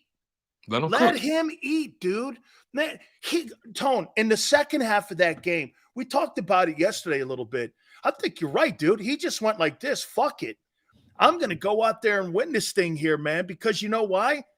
Dude, the most effective play he had wasn't the 54-yard or the touchdown in the end, because that 20-plus yard run was a came back and had a chance to win the ball game. Yeah. The thing was that 3rd down and 11 when he broke out, you just like 20 yards. That was a backbreaker. That was as long as running the season.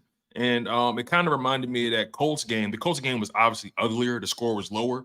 But in that second half, you saw a switch flip in Jalen Hurts. He just told him, you can tell he said to himself, okay, I don't care what play they're calling. I'm winning this game my way. Absolutely. Hey, speaking of the Giants, we're talking. Yeah. If I'm Barkley, man, they're pathetic. You go back, dude. You know what? I don't believe he's sandbagging. But what would compel me to go back out there knowing full well you've been trying to trade me and you're most likely going to trade me in the offseason to try to get picks? You tried to trade me already to Miami. Tone, why would I go out there with an offensive line that almost got Daniel Jones killed last night, 10 sacks, and you're going to put me back into that environment and you want me to play behind that line when you gave – get this, I would much – like I said in the first hour, I'd much rather have seen you go after Isaac Seumalo or Andre Dillard and try to shore up that offensive line. Even DeAndre Hopkins. Like, you know, right. And look, I'm all about building the trenches first, but if you would have got D-Hop, I would have been like, I get it. I wouldn't have been upset. I would have understood the move. The moment that the Daniel Jones contract, you know, came across the news wire, I literally said, thank you, because I knew they were doomed from the beginning. You paid that man all that money, and he's really done nothing to really show you. Like, to be fair, he didn't even have a Jalen Hurts season last year. Like, no. It's just I don't understand why they felt so compelled to pay this. Nobody was giving him 40 in the open market. I would have called his bluff. Dude, I'll take Ryan Tannehill over that guy. I told you, I'll take Tyler Heineke over him. At least I'll take Sam Howell. You know, it's crazy. You know, we spoke about this earlier in the show about the running game, right? And you mentioned Saquon Barkley. You know, they decided to pay Daniel Jones. And look, I understand the quarterback position is much more valuable than a running back position. And I'm not exactly sure what numbers Barkley wanted. I think he wanted somewhere around 12, 13 million.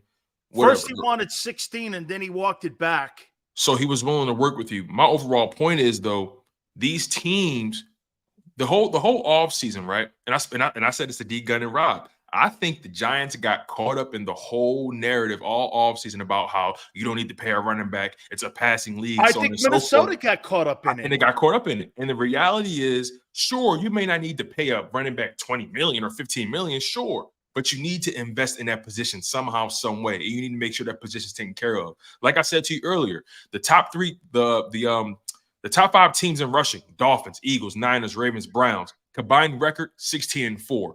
The bottom 5 teams in rushing: Raiders, Bengals, Packers, Steelers, Vikings, have a combined record of 7-13. You need a running game. You need a running back. Period. How about this? Now you see why Howie wanted McCaffrey. Okay. I'll be honest. If Howie would have got McCaffrey last season, I think the Eagles won the Super Bowl. Yeah. Oh, yeah. Hey, you take McCaffrey off that 49er team, that is not remotely the closest. You literally see the moment he got there, Sil, I'm so glad you brought CMC up.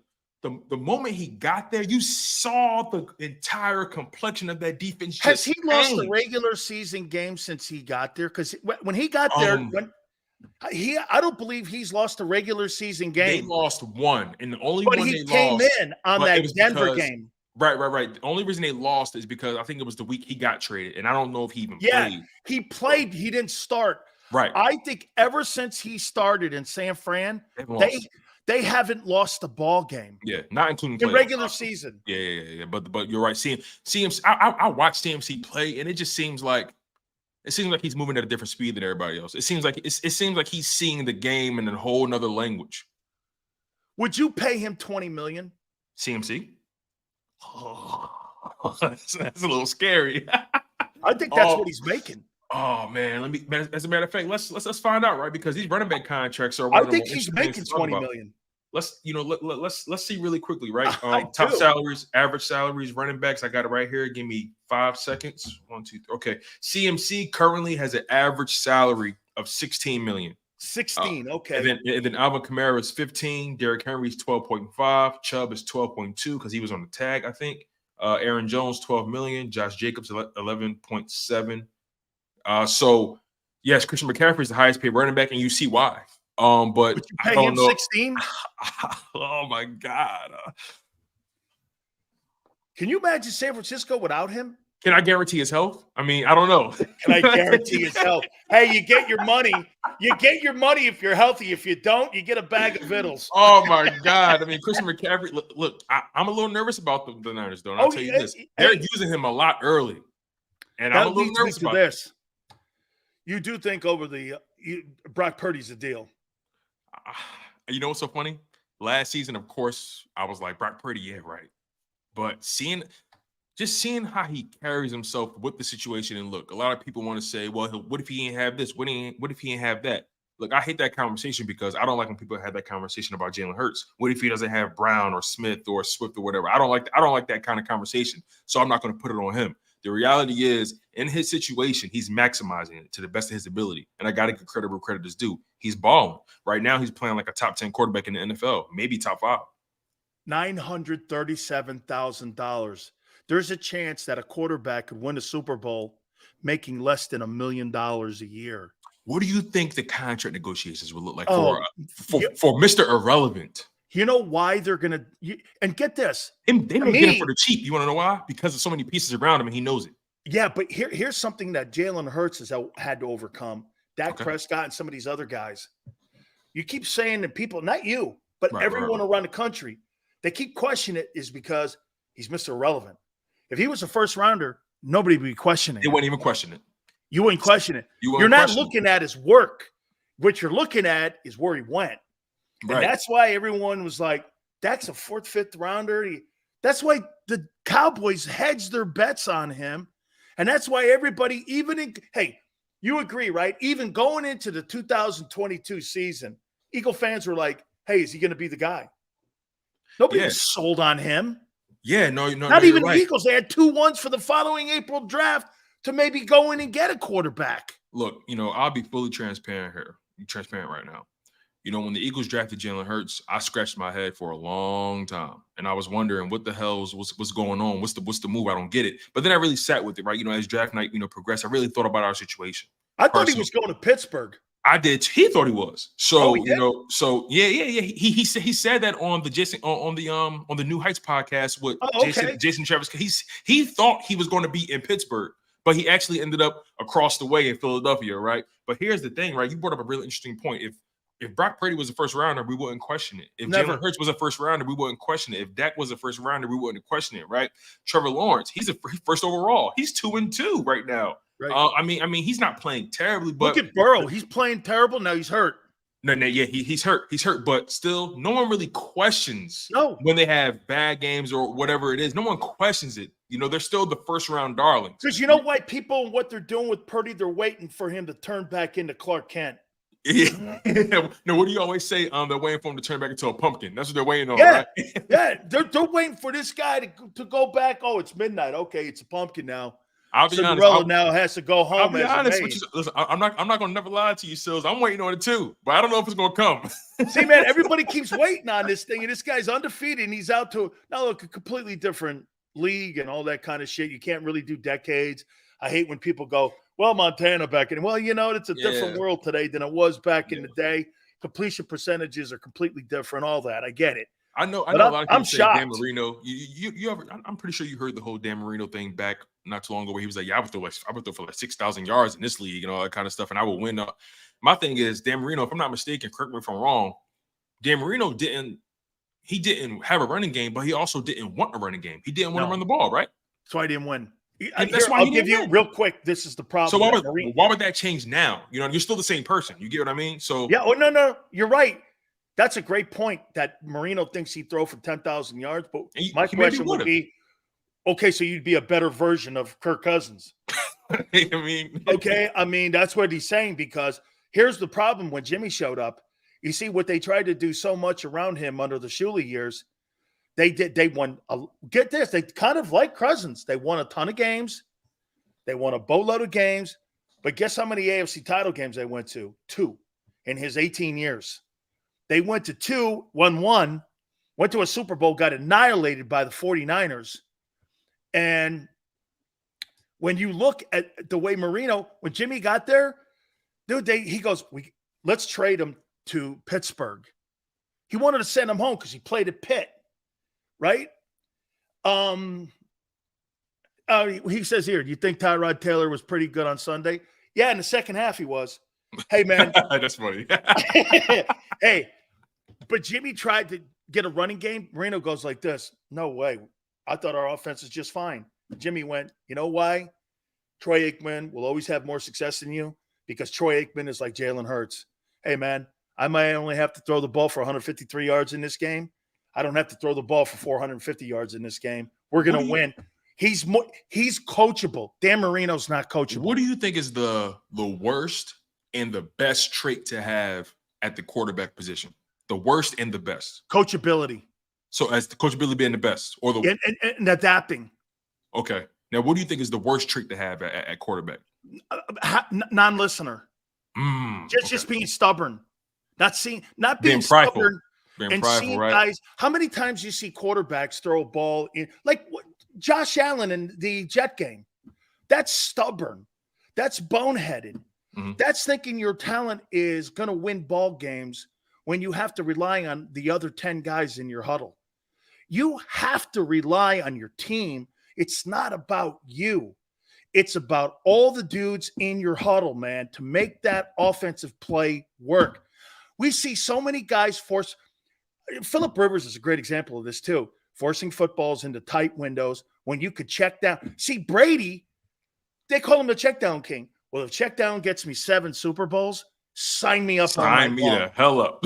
I mean, who would you really rather be? A guy who chucks the ball down the field? This is why that Bruce Arians thing didn't work, Tone. Because remember when they were 7-5, they got beat by the Bears or some shit. Yeah, and then Brady forgot it was what, 4th down or something like that. Fourth down, the whole thing was a train wreck. Yeah. He goes in, he goes, no risk it, no biscuits, not working. Right. We're gonna check this bitch down. We're gonna get playoff Lenny going. And they went on the roll, man. They never looked back after that Bear loss, and they went on. You get this, if you remember right, they didn't even win the division that year. The Saints did. Right, they didn't. That's a good point. I forgot all about that. They didn't even win the division. That's why I don't care about Jalen Hurts' stats. You know, that's why when people get into those debates, I'm like, who cares? I don't care. He's leading them to victories. He's making the play that he needs to make to win. I don't care about Jalen Hurts' stats at all. I like Jalen Hurts the person. I like him as a quarterback. I like the way he carries himself. I like the way he handles his business. I like him as a player. I don't care about none of his stats. Does he move the chains? What's his efficiency in the red zone? Does he protect the ball? Right? Does he make winning plays? Right? Does he limit negative plays? Right? I don't care about his passing yards, rushing yards, passing touchdowns. Was he able to lead this offense from his own 20 all the way to the other team's end zone? Did he do that? I don't care who gets the TD, baby. You see what Keon says, still cares, and I'm going to tell you why I do care. Do you think Jalen Hurts right now is 250 in the air, 75 on the ground? Do you think that's who I see him? That's who I think he is. Do you think he's been that in the first month of the season? Overall, no. Overall, but that's who he is. Overall, he's been playing tight. But if you ask me, that's who he is. Watch this. Patrick Mahomes is this 350, 25 yards on sprints when he has to take off to kind of keep plays going and kind of get the chains moving. But he's not going to go. Yeah. He's more he's more 300, 320, and 25 yards. That's who he is. Right. When you start coming away from your identity, okay, and you start getting out of your identity, that's when we're not playing Jalen Hurts football. And right now, he is so electric. That second half of the Commanders game, that second half of the Commanders game was totally Jalen Hurts football. You know, absolutely. And Eagles fans, when I say I don't care about his stats, what I'm saying is I don't care about him throwing 300, 400 yards. Like, but stay who you are. Stay who you are. Be you. That's why they paid you. Be you, make your plays. You know what I'm saying? 200 yards passing, 75, 80 yards rushing. I'll take it with the W. You can't defend that, though. I'll take it. You can't defend that because his 75 yards are most likely on 3rd and long.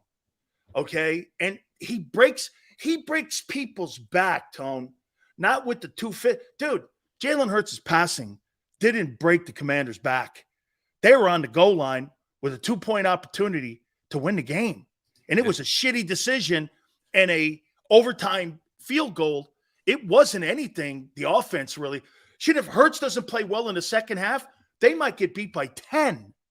Okay. Oh, yeah, for sure. I mean, the defense, their worst performance was against that Commander team. And if you look at the numbers, the Commanders really didn't put up sensational numbers in that game. Yeah, they really time of did. possession, and they limited their plays. They literally executed the exact same game plan from the previous season. The only difference was the turnovers. And that's how the Eagles were able to win the game, because they limited the turnovers and they managed to take advantage of opportunities at the right time. This defense still needs a lot of work. They're battling a lot of injuries. And overall, Sean Desai has been on the right side of things for me, because I understand his situation. He's actually had to work with less than Jonathan Gannon, and I feel like the linebackers are playing, pretty solid, all things considered. They're getting better week to week. Yeah. I'm really curious to see what this defense looks like after the bye week. They need to fire Terrell Edmonds. Yeah, man, he's running like he has bricks in his cleats. Like how many times did he get turned around in that game on Sunday? 3, 4, 5. I mean, I lost count after the second half. I mean, dude, he's a liability out there. Hey, listen, keep an eye on Howie trade deadline. I wouldn't be surprised if he's looking at another safety or even a linebacker, right? I know Sal Powell said don't be surprised if they look for a running back too. Wow, that would be a shocker. How about this one? Last question here for you. Yes, sir. I say the difference between the 49ers and the Eagles right now is that today, after the first month of the season, the Niners are more balanced with a better defense and a better offense. Yeah. The reality is, even though I'm an Eagles fan, I have eyes. And the 49ers, despite the first 4 games they played, I mean, they haven't really not played world beaters. They're not world beaters, but they've shown that we're here and you're here. The Eagles were as though they've had teams that really aren't on their level, but they made them appear like that for a little bit. And I think that's the difference. Like you said, on defense, the Niners defense just looks lights out. And that's really the main difference. If the Eagles if the Eagles were playing with the top 5 defense, the Niners and the Eagles would literally be looking exactly the same. Here's my problem with the Eagle defense and where they are right now. Yeah. You've given 3 of the 4 teams that you've beaten last drive opportunities to beat you. I don't like that. Where last year, those teams were put to sleep early. Yeah. Okay. I mean, that to me is the difference in the team so far this year compared to last year, was that they put them to sleep. Can I ask you a question really quickly before we get out of here? I'm thinking about, everything came so easy to the Eagles last year, right? Everything just seemed like it was just working. This year, so far through the first 4 games, you're seeing them having to really dig deep and really look in the mirror and ask themselves, who are we? And because they've came out on top of things, or rather because they've been able to have a gut check moment, they've been able to win these games. You played this game on the highest of levels, college ball, the NFL, Canadian football. You play pro football all over the world. So I'm really curious about your perspective on this.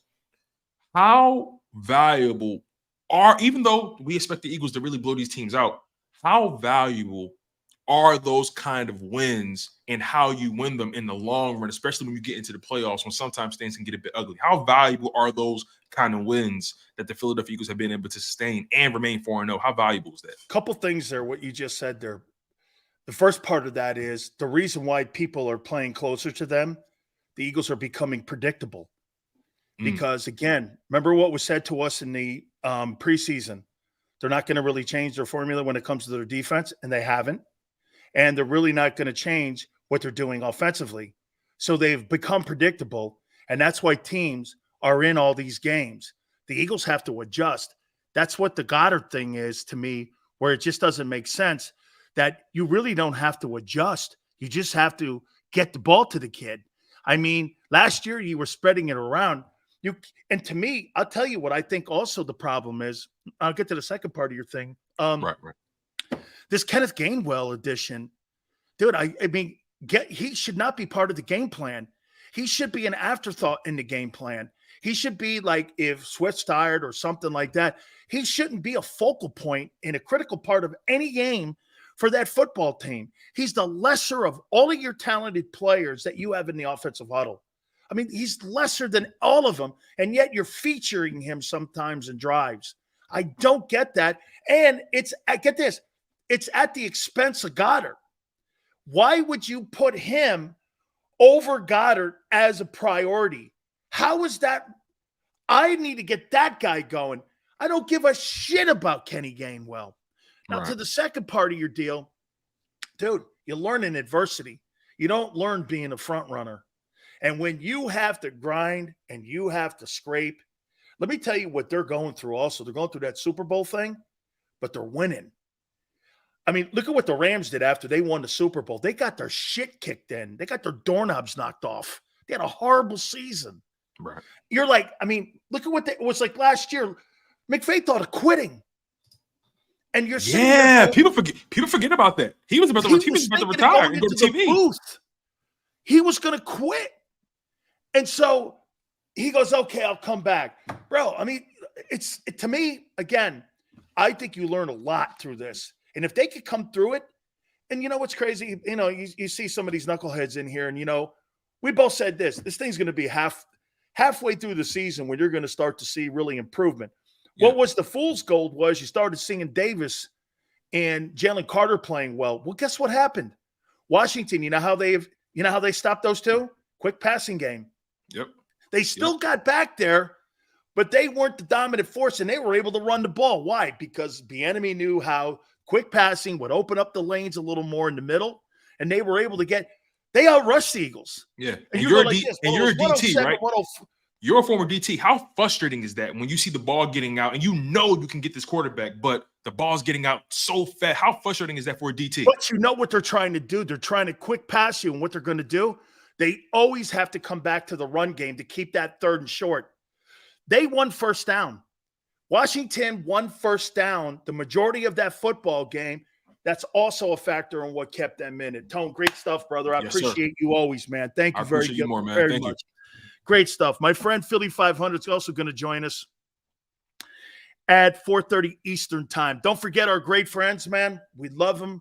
Our friends at Hooters. There's no question about it, man. We are proud to be the official home this year in line with our friends at Hooters.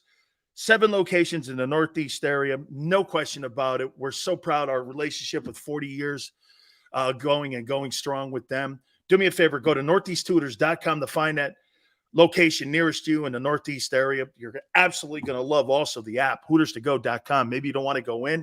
Try the food. You will absolutely fall in love with it. If you do go in, try some of our great specials.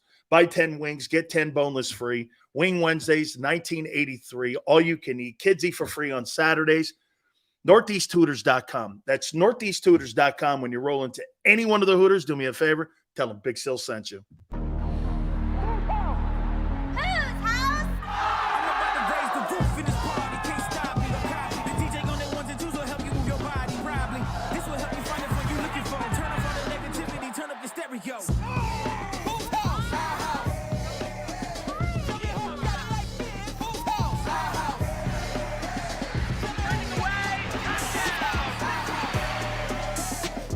Football and Hooters, the perfect pair.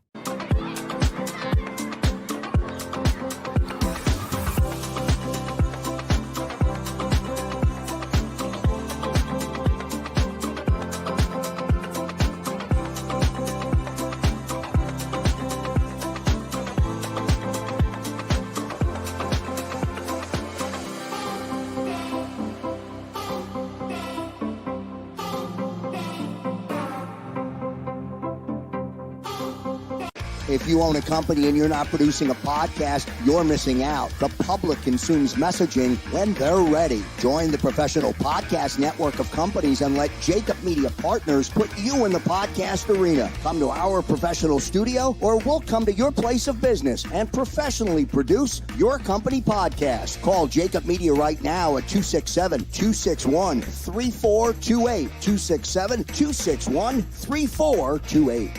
Heading down the shore. Have a ball once more.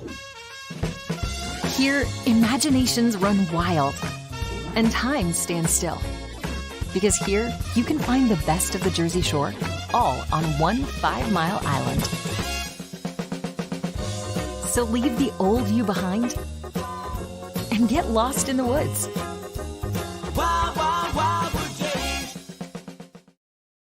Score and save in southeastern PA and Delaware with Colony Pools this football season, and let the experts close your pool with a custom Merlin safety cover in green for the birds. And if you join our Winter Watch team, we'll give you another 20% off, and Colony Pools will handle it all. Keep your tiles on your pool, not in your pool. Fly with Colony right now, Birds fans. Visit flywithcolony.com.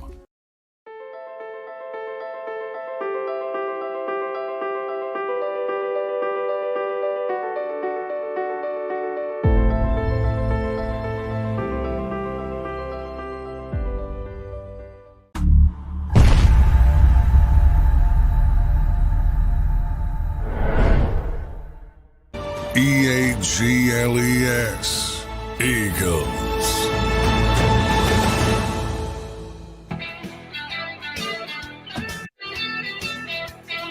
Big Sales! National Football Show. Our boy Philly 500 is going to join us at the bottom of the hour here. We are going to looked at the top defenses. Eagles, by the way, were 16th. We're going to look at the top offenses in the National Football League. And also MVP and the odds so far in what we're looking at so far in the first quarter poll of the season. Yeah, I think sometimes some of you look at the numbers, and when I bring numbers up, it's because our coaches brought numbers up. You guys keep talking to me that stats don't matter. Then why would pro football coaches and college coaches bring up numbers every single practice? Why would they? What do you think they do when they're talking about trends? Or they're talking about what teams like? Or we're talking about percentages of what a team does on this formation? What do you what exactly? Like, do you think Kirk Cousins, there's a map on how to beat Kirk Cousins? Yeah. Make him throw a ton of plays, get a couple 3-and-outs, and you run the ball at him. And you keep the ball away from them. You don't want to get in a shootout with Minnesota because Minnesota can hang with you with their talented players. You got to beat them up. They're a finesse team. Minnesota's a finesse team. Stats are for motivation. That's the first time I heard that one. Stats tell you who a player is. So let me get this right. You think that a guy like Jonathan Taylor, say, who averages 1,400 yards a year, or Derrick Henry, who averages 1,500 yards a year, you think those are stats? When he's running you over, or Marshawn Lynch? Say you got a guy running 5 yards a clip, and he's got 1,500 yards. Is those your stats to you? Or do you think you have to put your chin down and get ready for a physical football game? Do you actually think, okay, Records sometimes don't matter. Records don't matter in the playoffs. No matter what your record is, doesn't matter. It doesn't matter. There's no bearing on winning a Super Bowl.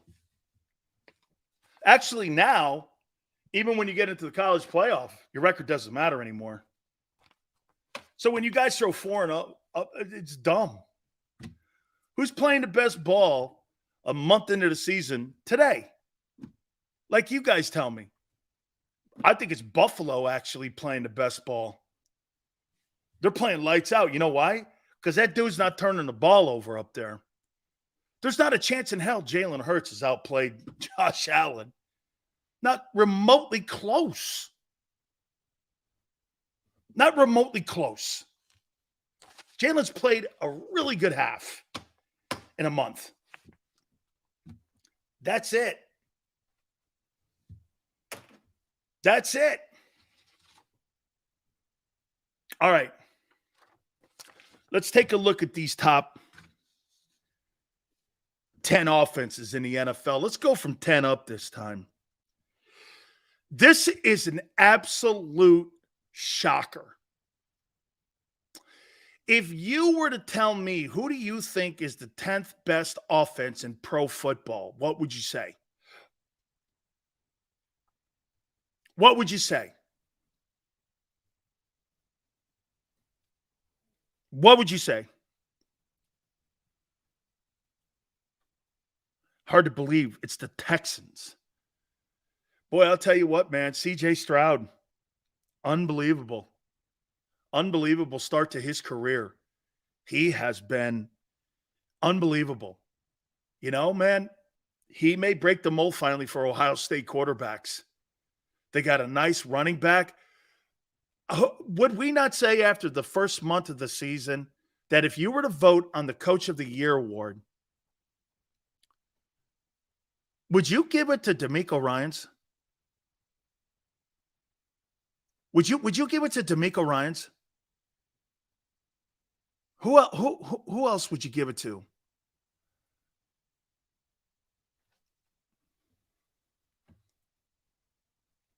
Dude, he's coaching his ass off down there, man.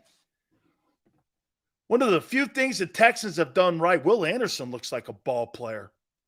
Dude, Shane Steichen, too, is in that conversation. He is. Dude, I mean, didn't they beat the Ravens? Crazy. Vikings are 9th, 370.8. The Lions. So the Lions have the 4th best defense in the NFL and the 8th best offense at 386.3. We're going to start looking at teams with balance here. Vikings aren't in the top 10 in defense, obviously. That's going to be a major problem for them getting into the winter months. Okay? The Lions, though, are 4th in defense, and they're 8th in offense. You're going to win some ball games. The Lions right now are trending as a playoff team.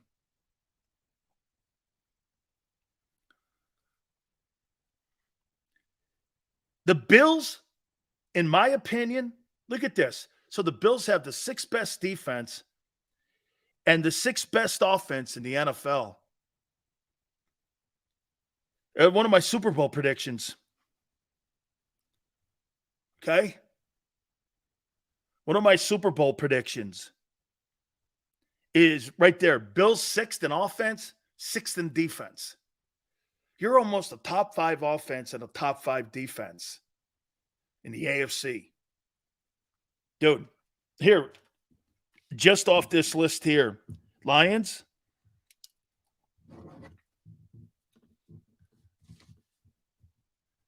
The Chargers are 7th in offense. They had a good performance by Khalil Mack this last weekend, but they got to improve their secondary. Bills are 6th in defense. JM goes, they can't stop the run. Well, you can't stop a pass. Sam Howell kicked their ass. Eagles are 5th in offense at 392. What does that tell me? That's pretty damn good that you're 5th with really not a passing game so far this year. Hurts is not lighting league on fire throwing the ball, but you're still 5th in offense. That means there's a ton of room for improvement. Ton of room for improvement. And you're 6th. So you're 5th in offense and 16th in defense. Currently, this football team, hey, Tone, weren't the Eagles 2nd in defense last year and like 3rd in offense last year? That's what made you a Super Bowl team. That's where you're trending. As of right now, you're not trending as a Super Bowl team. Last year, you were like 3rd in offense, 2nd in defense.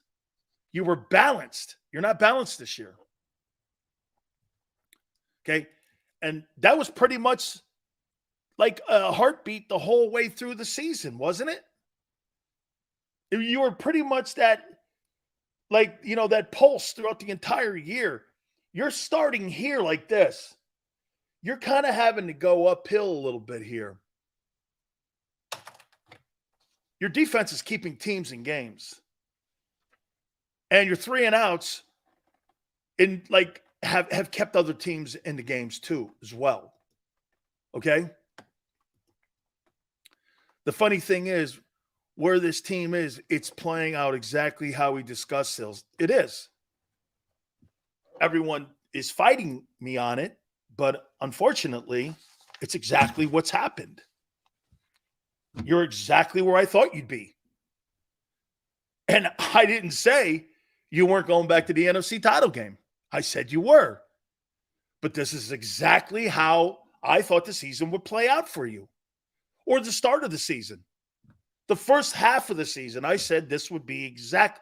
It's played exactly the way it came out. Okay? Your coordinators would struggle. Your defense would struggle in the pass game. Tackling could be an issue. I was shocked on your defensive run game. That I am, because I thought it was going to be worse. Your linebacker play was getting better. One game don't make a season. Okay? Consistency. You got to have some sample size. A month of the season is a sample size. Okay? It's a sample size.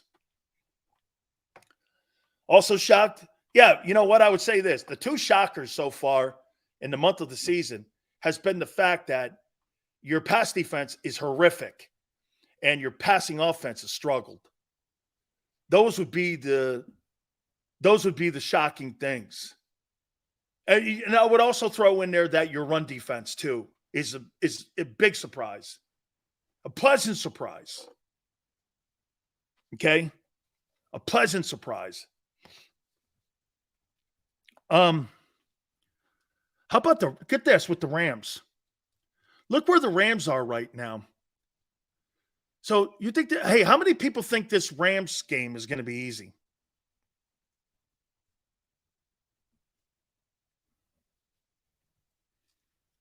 How many people? Hey, just give me a preliminary score.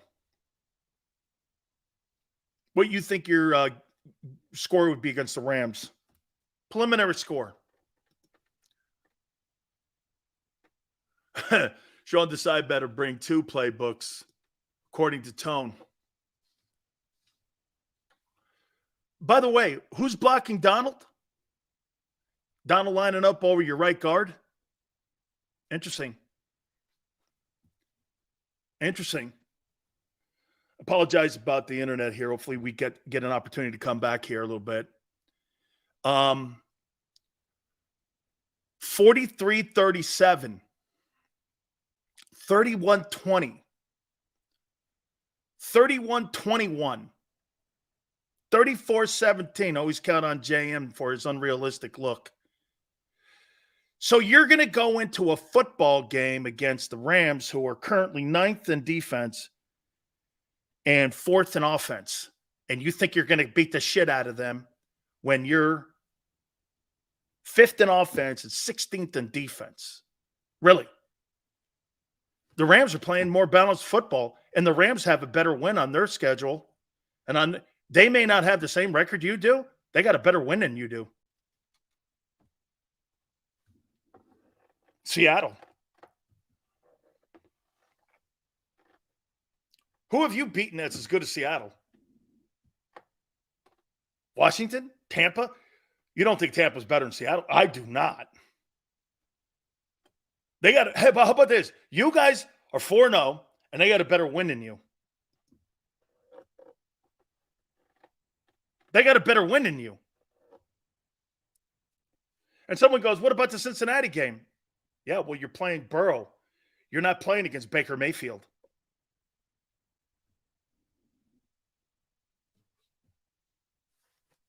They've actually played better quarterbacks, too. Dude, they got superior coaches than you. Raheem Morris is a good coordinator. He's a Super Bowl champion D coordinator. And you got a coach that's got 2 NFC championship rings and a Super Bowl ring. And you think you got a better staff than the Rams? You might want to take that one back. I'm not. Oh, by the way, it's at SoHi Stadium. That thing will look like Lincoln Financial West. Rams don't have fans. They got gazers. Here's a Rams fan. Ready? You guys want to see a Rams fan? What's going on over there? What's going on over there? Is that football? Who's in the building? Is that Taylor Swift? Oh, my God. Hey, is that Jay-Z? Those are Rams fans. That's a Rams fan.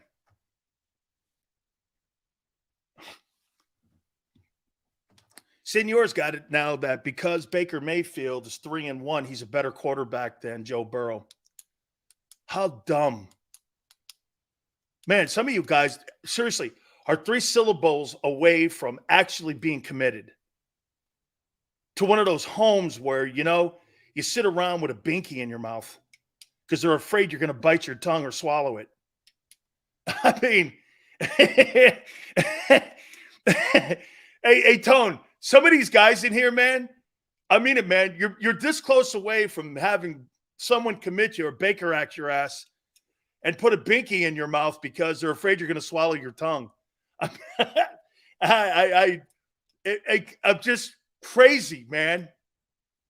The Rams are playing good ball, man. They're a pretty good balanced football team. They're 9th in defense, and they're 4th in offense. Oh, yeah, but we're 4-0. They're 2-2. We'll see how that plays out.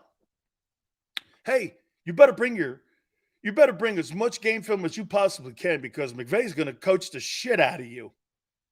And so far, by what I've seen, let me just say this, man. If I was going in for a heart transplant and I had to pick doctors from the Eagle staff and from the Ram staff, and my doctor's Nick Sirianni and his staff and Sean McVay and his staff, I'm going to tell the guys in Philly, hey, guess what? Call me when you get more experience. I'm going with those guys.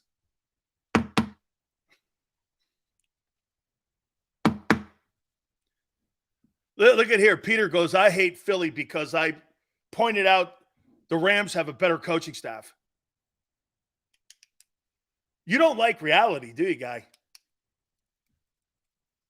Like Jesus said, forgive them, Lord, for they know what they do. No, Bear, here, forgive them, Lord, for they know what they not say.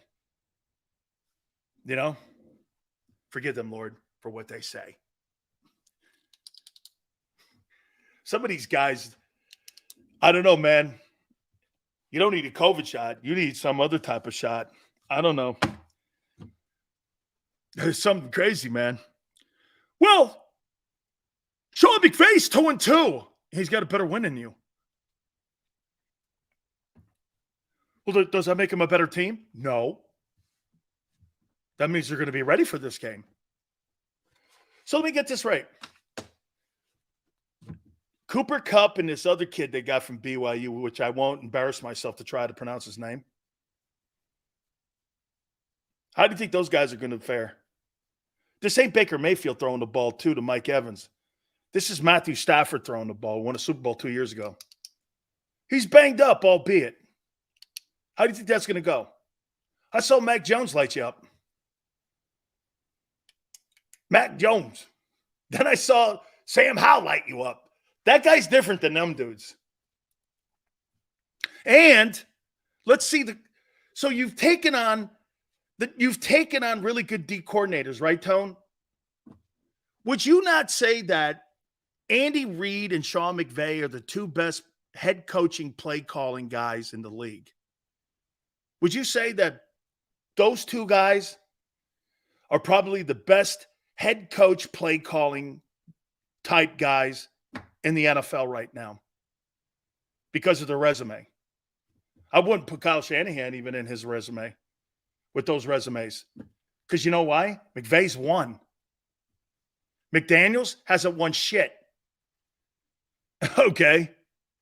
I believe he's a good play caller, but you got to cash that in. Okay? Sean McVay and Andy Reid are not quite on the same page.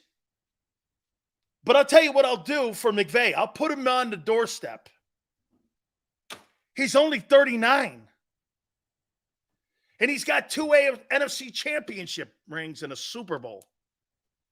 Nick Sirianni, Sean McVay. Oh, that's a matchup. The cheerleader versus the coach. Oh, no. Can't be. Can't be. Andy Reid lost to Detroit, so he must not be as good a coach.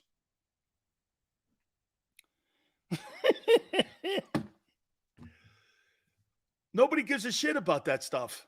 How are you playing over a month? How are you playing over a month? So the Bills dropped the opener. Did they get better every week? Have the Eagles gotten better every week? No. They got better in a half. And you still almost gave the game. How about this? The Washington game came down to a coaching decision. Not going for the 2. And not by your coach. Washington had the game on a flip of a coin and chose not to flip the coin. Like, you didn't, blow the doorknobs off Washington. 4-0 only matters in college football. Philly 500, man. I'm going to have some fun with him today. 4-0, baby. So you're going to go into another, get this. Have you gone into a football game yet this year where you've had the upper hand in coaching? Let me think.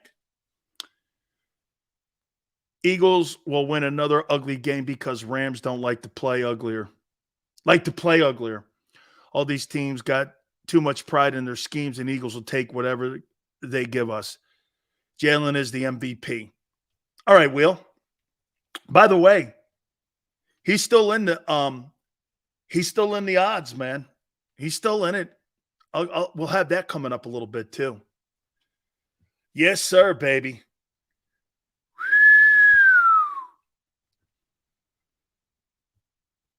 Okay. Now Sale says McVay is light years above Sirianni because he won a Super Bowl. McVay went to the Super Bowl in his second year, didn't he? Didn't McVay go to the Super Bowl in his second year? And didn't he lose the Super Bowl 14-3? Didn't McVay go to a Super Bowl when he was 36 years old as the head coach of the Rams? Chris? I mean, am I wrong? Was it the second year that he took the Rams to the Super Bowl? So wait a minute. So McVay, the second year, took a team to the Super Bowl. And then 2 years later won it. Yeah, he's light years ahead of you. And he was the play caller.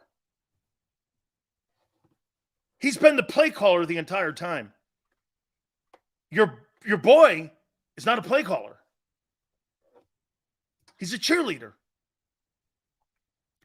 From a coaching perspective, I believe the Eagles staff only exceeded the Vikings. Yeah. I feel the Bucks, Pats, and Commanders had overall more experienced staff, successful staff. Absolutely. Okay. This is going to be fun because my boy, man, he has been touting, man, 4-0. And I'll say this to you, man. I did start the show out, and I said this to Tone before we even went on the air. You're right. 4-0 season is going. We should pack it in. Okay. Thanks, LJ. Appreciate it. Good night. I said this, Philly. Appreciate you coming aboard. Let's bring our friend in. I came away with this, brother. So Tone goes like this to me, man, prior to starting the show up. I went like this. I go, he goes, what was your takeaway from that? I go, my takeaway is what's Dallas crowing about when Seattle beat the doorknobs off them last night also? I mean, if I look at Dallas now, Philly and I go like this. They talked about killing the two New York teams, one without Aaron Rodgers and the other one. I just saw Seattle kick the shit out of them. I'm like this. Dallas is a finesse team. Arizona ran their asses over, man. Right. Give us your thoughts so far in the 4-0 start. 4-0 is it's a great start. I don't think the Eagles have played their best football yet. Obviously, we've been a little sloppy. We still have things coming together, but you're finding ways to win. You're pulling these games out at the end, and that's all you can ask for this early in the season. I think is you want to pile these wins up. You want to stack them up. Nobody has won a Super Bowl in September. Nobody has won a Super Bowl in October. You want to be playing your best football at the end of the year. We're getting a chance to win these games, pull them out, win tight games. We're hopefully, going to see where we need to go out, make a move before the trade deadline, have plenty of time to do that. I think we're all right. I think we're in a good position, to be quite honest with you. I think we're actually in a really good position. How about this?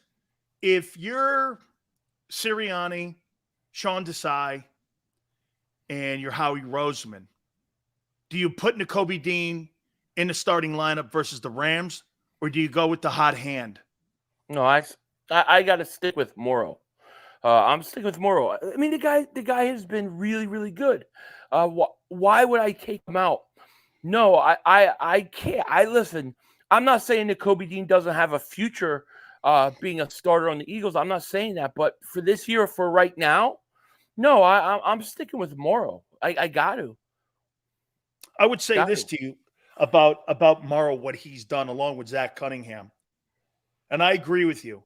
I think what they've done, they've kept their name relevant in the conversation, but I think this is a week-to-week thing. I think if we find out that these guys continue, because, covering tight ends is still an issue for these guys, okay? They did a nice job last week.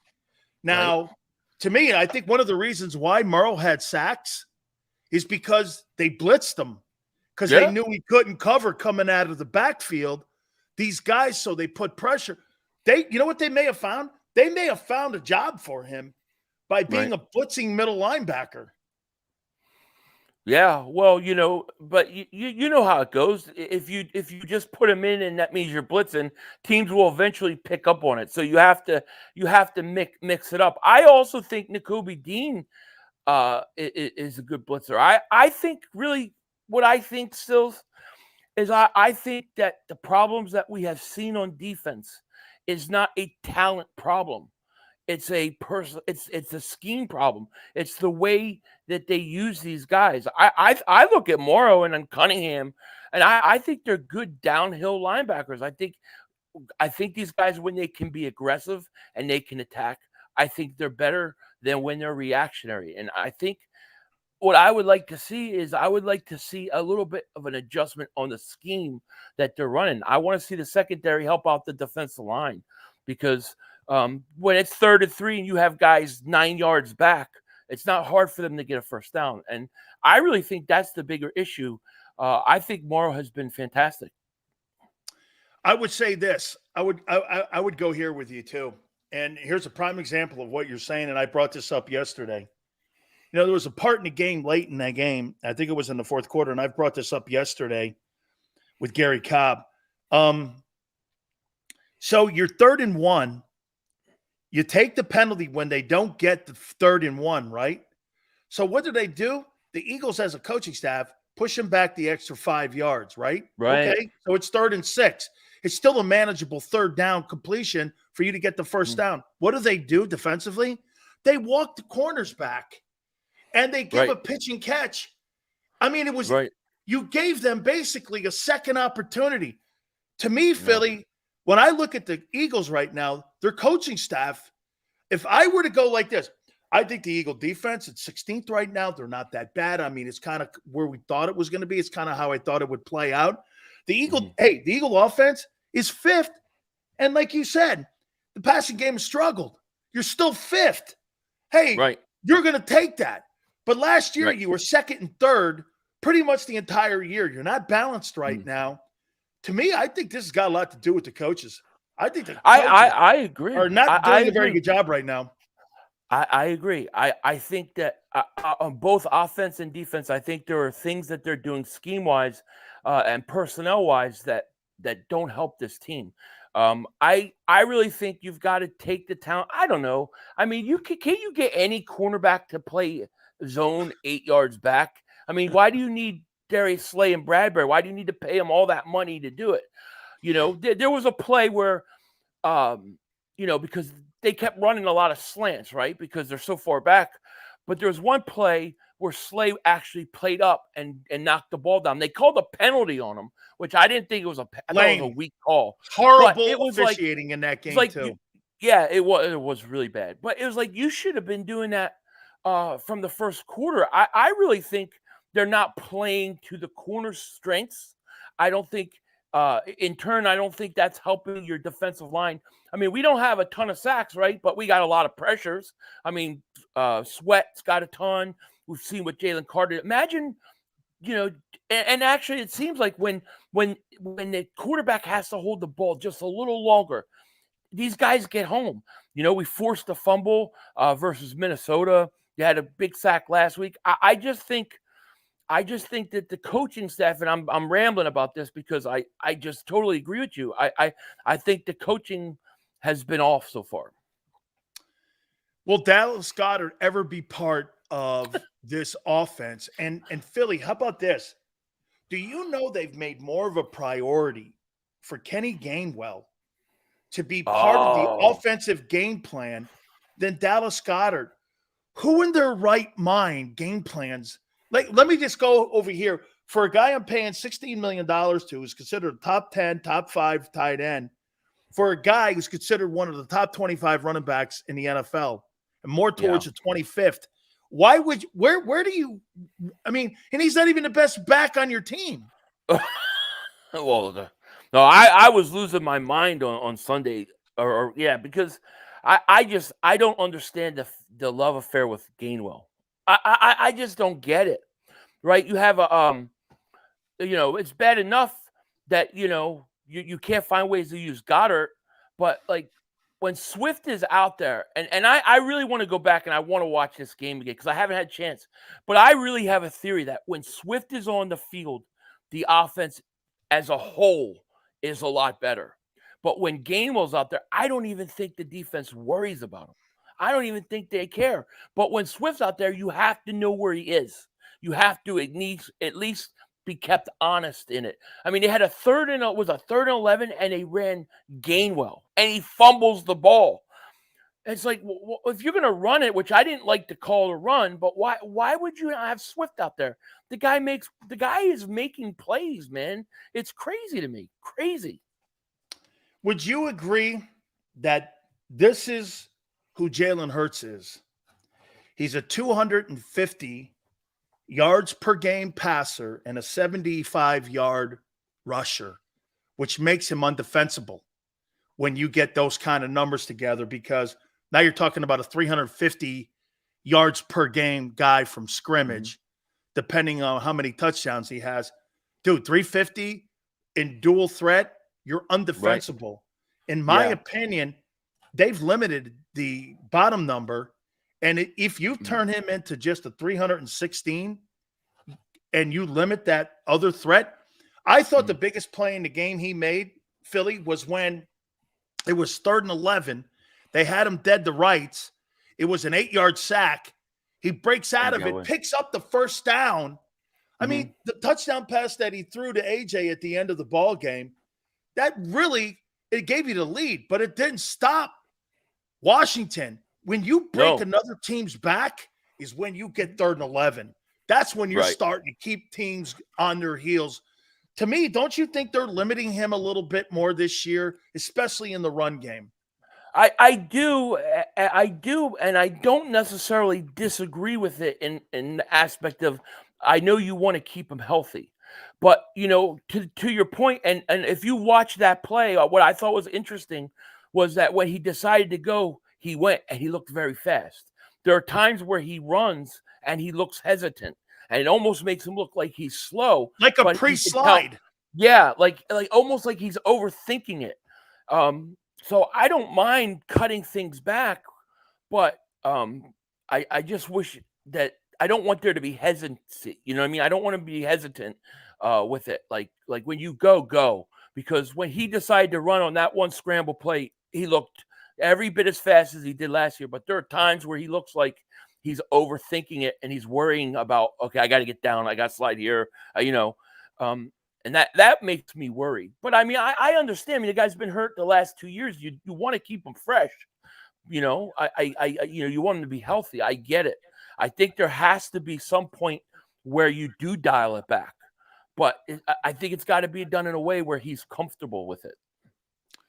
So it looks like the right guard position, looks like Juergens may not be going this week against Aaron Donald. Yeah, and they run a 40 front. They don't run a nose.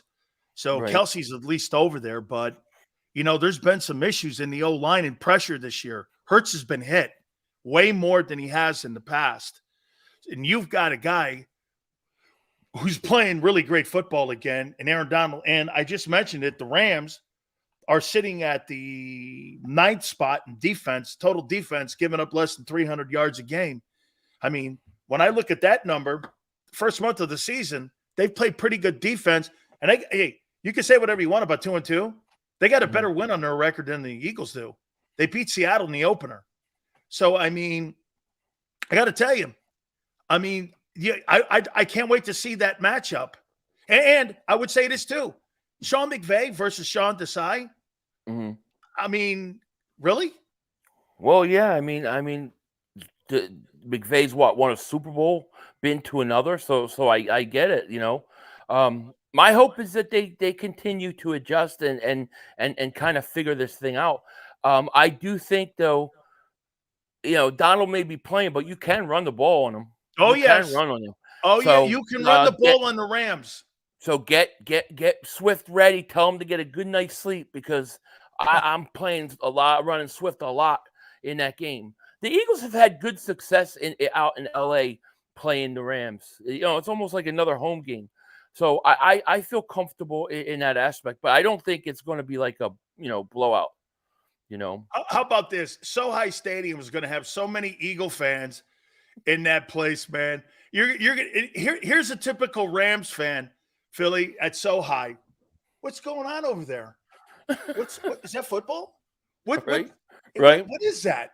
Is that football? Dude, I got my little going to blow that tofu place drink. apart. Yeah, they're going to be sipping on their tofu fruity drink. Whatever the hell they eat, I don't know what they do over there.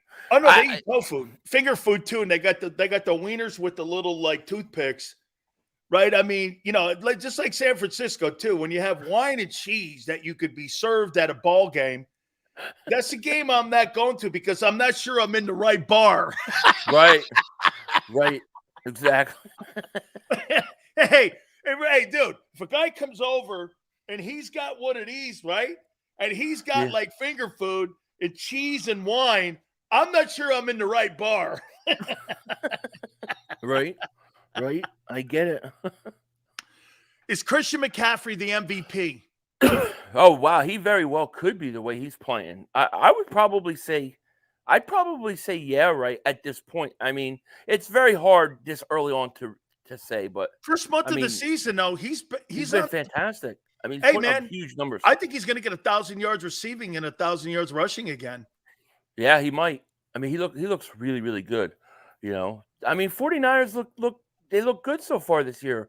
And I, as much as I hate them, I'm rooting for them this weekend. Do your job. Go out and they're run for 200 yards. I can't wait. You know, everybody's like, why are you rooting for Dallas? San Francisco's more of a threat. I'm like, look, you start off with your division. Knock everybody off your division. Then you focus on your conference. So, you know, I think that's a tough game for Dallas. I think the Eagles win this week. I think we get to 5-0. I don't think it's going to be a blowout, but I do think that they'll win. You know, the one thing I can say about the Eagles is they're 4-0. They hasn't been all smooth, but they're winning tough games. They're finding ways to win, and I think that builds something going forward. You know, we forget last year we were blowing teams out in the first half, but the second half we almost blowing these leads every week. It was like, oh my God, wait a second, fourth quarter. You know what I mean? What the hell's going on here? We're in a game all of a sudden. So, you know, it's never always going to be perfectly smooth, is what I'm trying to say. But you can stack up those wins. I think that's what's most important. Brock Purdy is out playing Jalen so far. Yeah, we'll see. You know, I really thought I'm not big on Purdy. You're not buying it. I'm not buying him yet. He's leading the NFL in completion percentage. He hasn't lost a regular season game since he started. 49ers look good so far, but we'll see. We'll see. You know, it's only week 4. You know, I got to introduce. How long are you guys going to keep hanging on that? It's a month into the year. I mean, it's the first quarter pole of the season. What do you want? 8 games? Well, here's how I see it. If you got your first 4 games, your next 4 games you should be a little bit better, and then a little bit better. If it's December, okay, but I'm not. We played 1 game in October. What am I going to do? Give the guy a trophy? You know what I mean? The only team that wins the Super Bowl this early in the season is Dallas. They're the only team that, I mean, I've never seen a team this team literally thinks that, hey, we beat the Patriots by this many points and you beat them by less. So therefore we're better than you. That's how they think. They're insane. Okay. But they forget totally that the Arizona Cardinals ran for over 200 yards on them. And the Eagles are a much better running team. I cannot get that taste out of my mouth when I bring I love that that up either, man. I eat that up all day. I could watch that game over and over and over and over again. It was a beautiful game. That was game year. We're 4-0. What's the issue? Thanks, LJ. Go ahead. Sorry to interrupt. No, I mean we're 4-0. We're undefeated. There's only 2 undefeated teams right now. You know, so I the Washington game did not surprise me. Washington gives great us coaches. Problems. But they always seem to, they're just some teams that give you problems. For whatever reason, they always give us a tough game, especially at home. So that doesn't surprise me. I thought they played, well against Tampa. I thought Jalen had his best game, versus Washington. And I thought the referee stunk. I mean, they called the taunting where on AJ Brown, I thought was horrible. They called it was like everything was on us. It was horrible. The tush push or the brotherly shove thing where they called them for like offsides. Half the Washington D line was offsides. They're lined up over the ball. I saw that. It's crazy. So that's how you're going to legislate it? You're going to rig the game? Yeah. Well, I mean, if you watch that you see that Jets game with Chiefs, you see the holding on that play. I don't know how that's anymore.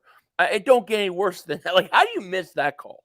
Really? Like, so who knows? Finally here, dude, do we agree? Are we on the same page here that the New York Giants made a $160 million disastrous move? And if you're the Eagles, you're celebrating this because they're chained to that guy for the next 2 years at least.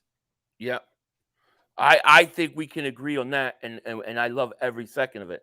Let me tell you, I was streaming that game last night, and I had the Giant fans tried to take it out on me because they were getting their asses handed to them. It was a wonderful classic thing. I mean, that team truly stinks, and they got Miami at Miami, they got Buffalo at Buffalo, and Washington. That's their next 3 games. They're done.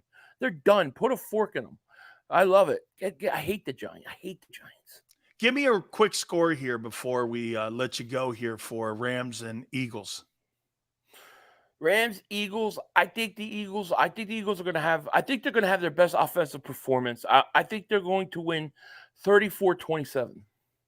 Ooh, good game, close one, high scoring game too. Because the Rams are going to put points on the board. Yeah, I expect them to. I think this is another DeAndre. If the Eagles choose to use them, here's the thing. This is my biggest thing. I don't understand why they use Swift the way they do. Like, okay, you don't want to give him too many carries. You want to keep him healthy. I get it. But why are you going 3-4 series where he's not in the game? Like, I understand you take him in, take him out, but it's a 3rd and a 1, put him in the game. Then you could take him back out. But the way that they use him, where it's like he's gone for a whole series of the games. And it's like, I don't get it. 2 minutes left. He's out of the game and Gainwell's in there. And I'm going, nobody's scared of Gainwell. This is your threat. I think once they acknowledge that Swift is a game changer on their offense, I think everything will fall apart. McCaffrey. I think so. And I know that they're worried about injuries, but why do you go so long between snaps? Give Gainwell some snaps, but on certain plays, put Swift in just to keep a threat out there for the defense. Because I really think that when Gainwell's in the game, I think Washington's saying, we don't have to worry about the play action. We don't have to worry about anything. It's Gainwell. But when Swift's out there, you got to worry about him. They missed him on that route. He was wide open. He got held, and they called home. But, I mean, if that's a better pass, it's a touchdown. This guy's all over the field. I think Swift on offense is their MVP right now. I do. He is. He's definitely. Hey, by the way, real quick on the draft, I know that you were a fan of Devin Witherspoon. That kid, dude, he's a ball player, man. Yeah. I mean, the 2 best players out of that draft so far, 3 maybe. CJ Stroud looks like he's like a real good-looking ball player too. Jalen Carter, and man, this kid Witherspoon last night, he looked like Cam Chancellor running around. He's a corner. He had 2 sacks, then a pick 6. I knew that pick 6 was coming because Giants run the same route. They like 3 routes that they run. I said somebody's going to jump it. And he did. That kid's good. I like him better than Christian Gonzalez. Huh? 3 routes. 3 routes disguised with 20 different formations. It's the same thing. You're right. And I was like saying somebody should jump that route. Somebody should get because it's the same. And the very next play they jumped it. And I was like, Belichick, of course, was going to pick up on it. But that kid is good. I like him better than Christian Gonzalez, to be honest with you. I think he's more physical, like all around corner. He's a hell of a player. He's another guy that's been playing really great. How about Geno? I mean, you know what? You got to admit it. Here's a guy that was dead in the water. He kind of was hanging around on the last respirator, of his career. Nobody thought anything. And then Pete Carroll grabs him. And now it's turned him into a $30-some-odd million guy. He's winning a ton of ball games. Seattle looks like, they're a good-looking football team. They've done some great things on defense. They get after the ball. I mean, I got to tell you, man, there's a great coaching clinic by who would have thought that Seattle be in a better place than Denver? I know, right? What I liked about Geno Smith yesterday was he came back in the game. There's talk in the past about him being a baby of Twitter, and he came back in and he was fired up and he went at the Giants. He got a taunting call because they actually missed a late hit. That was a late hit out of bounds. They didn't call that he got hurt, but that I really gained some respect for him because he came back in. Because we've heard about him before about maybe quitting, being a baby, that kind of stuff. So I liked that, what I saw in him. Jesus, guy Pete Carroll, 72 years old, man. Guy's running around like he's 22 years old. Like he's chasing skirts. I'm like, this guy. Right? And I was like, what the hell, man? He looks like he's 52. He's running around like he's 22. It's going to be an interesting ball game. Hey, Philly, so real quick, what kind of shit were you giving Giant fans?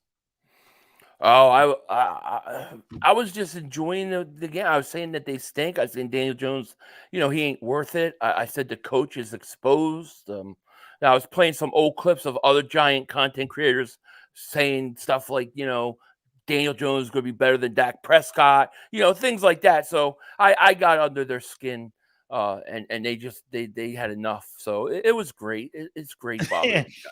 If you put Daniel Jones in the open market last year when they gave him that 160, are the Giants the only team to give him the 160? Probably somebody probably would have done it, right? Somebody would have probably done it. But I really think the big mistake too with them is they paid him money, they got Waller, but they literally got no help on the outside. Like Waller to me is a great complementary piece. If you have like a why didn't they go out and get DeAndre Hopkins or somebody like that for Daniel Jones? Not that Daniel Jones is that great, but I mean he doesn't have anybody to throw to. He's got no offensive line. I think the Giants are done, and I love it. I love it. I love when the Giants stink. It's a great thing. Do you think Barkley's sandbagging? No, I don't think. Why would you go back into a huddle where they don't want you, they don't want to pay you, they tried trading you, and they bullshitted you? Yeah, you're telling me that you would go back into work with all those intangibles when you didn't have to, and you would give 100% if you knew that as soon as they gave him that mini little extension, they tried dealing him to Miami. And so when he found that out, they're like, holy Christ, they were going to deal me anyway. The Giants didn't like what the package was. Yeah. And so now, if you're on the sidelines, aren't you doing this? Yeah, I'm only 99.9%. I'm not ready to go back. Yeah, I mean, I guess I don't know. Barkley always comes off like the ultra competitive guy that wants to be out there, and really, why you treat I mean, literally, they're nothing without Barkley. They've got nothing without him. So they paid the wrong guy. They got two guys they paid wrong. The tight end. Yeah. The tight end and the quarterback, right? Yeah. Well, yeah. I mean, to me, I thought when DeAndre Hopkins was available, I really thought the Giants were going to make an effort. Because to me, if you had a DeAndre Hopkins, I think that helps you with Waller. But when Waller's your main guy, you're not going to – I mean, he's got nobody – he can't – there's nobody open. They stink. They just stink. I think it's going to be – I think that Barkley, if he's not thinking that way, he's probably thinking about it now. I think that team quits another couple losses. It's going to get ugly in New York. It's going to get ugly there. I just don't want them to get the number 1 pick overall. That's what we don't want. No, don't worry. That'll be at the hands of the Bears. Yeah. Talk about another. Do you think they may – last one, I promise. I love talking sports with you. No, you could. I'm fine. Hey, man, do you think they move off of the quarterback in Chicago? I think they might, yeah. Especially if they get the first pick overall. I do. You think Kyler Murray and Justin Fields could be moved in the offseason? Yeah, I think so. I think with Gannon, anything's possible. And with Fields, I mean, in Chicago's mind and in their front office mind, they believe that they went out there and put talent around him. Like they believe that they went out and they got him his pieces. I mean, that's all we heard about this whole season was they made all these moves and he's got weapons like Jalen Hurts now. So if they really believe that and they get the first round pick, they're gonna move off him. Absolutely. I think so. Breaking news. Eagles signed cornerback Bradley Roby after workout. Oh, yeah. I think he's 48 or 49. Holy cow, man. Well, This guy's I on mean, AARP, isn't he? yeah, he's older, but I mean, I don't mind it. You need the help. You There's need no some question about it. experience back there. Yeah, you need it. I still think the play is first. I think they're going to trade for safety. I would be really shocked if they don't make a move for safety. So this guy's 41 years old with 11 INTs and 3 TDs. He's actually 41? 31. Oh, okay. No, he's I was 30. Man. He's 30. He's 31 years old, man. And Well, he's, he might have a year or two left. I mean, he can play in the slot. So I think that's going to help him. I think they had to do something. I don't think it's a bad move. I don't, it's not like I'm super excited about it, but it's like, all right, well, yeah, you had to do something. I guess so, man. You signed a guy on AARP, man. Holy shit, this guy, he'll be teething in another year. I thought you had me. I thought he was really 41 for a second. Because the guy's got 11 picks and 40 years of football. Okay, I'm a little depth there. We're all good. Philly, Right. Thank you, brother. I Thank you, my appreciate it, man. man. Thank you. Have a good one. You got it. Our good friend, Philly 500. Final hour of the program. Hit the like button. We'll all reset here. Keep it here on the National Football Show.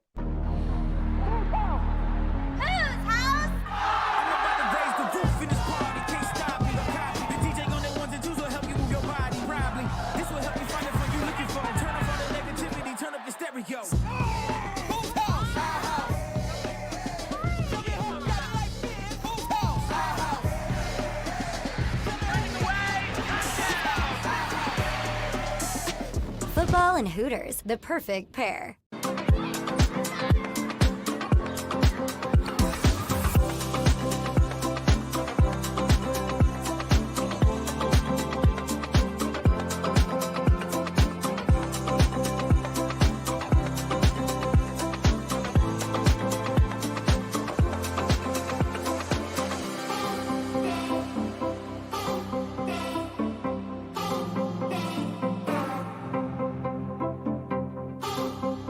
If you own a company and you're not producing a podcast, you're missing out. The public consumes messaging when they're ready. Join the professional podcast network of companies and let JAKIB Media Partners put you in the podcast arena. Come to our professional studio or we'll come to your place of business and professionally produce your company podcast. Call JAKIB Media right now at 267-261-3428. 267-261-3428. Heading down the shore. Have a ball once more. Here, imaginations run wild and time stands still. Because here, you can find the best of the Jersey Shore, all on one 5-mile island. So leave the old you behind and get lost in the woods. Wild, wild, wild wood days. Score and save at Southeastern PA and Delaware with Colony Pools this football season, and let the experts close your pool with a custom Merlin safety cover in green for the birds. And if you join our Winter Watch team, we'll give you another 20% off, and Colony Pools will handle it all. Keep your tiles on your pool, not in your pool. Fly with Colony right now, Birds fans. Visit flywithcolony.com.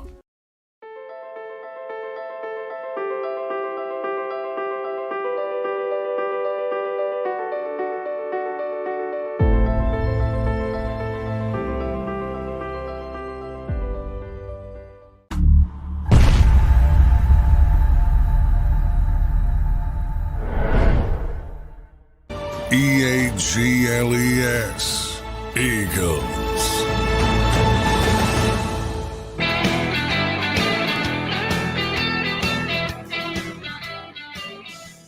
Big Sales, final hour of the program, and a little bit here on Bradley Roby. 126 games played, 60 starts. Okay, it's reported that he had multiple offers from teams but chose to play in Philadelphia. Why would he choose to play in Philly, you think?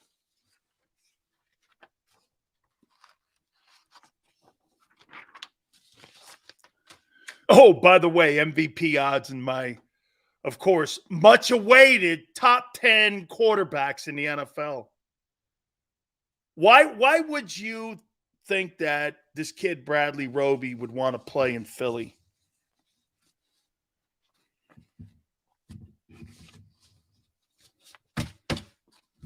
Playing time? Maybe. Contender? Good one. Sure. Win a Super Bowl? These are all good ones. Playing time?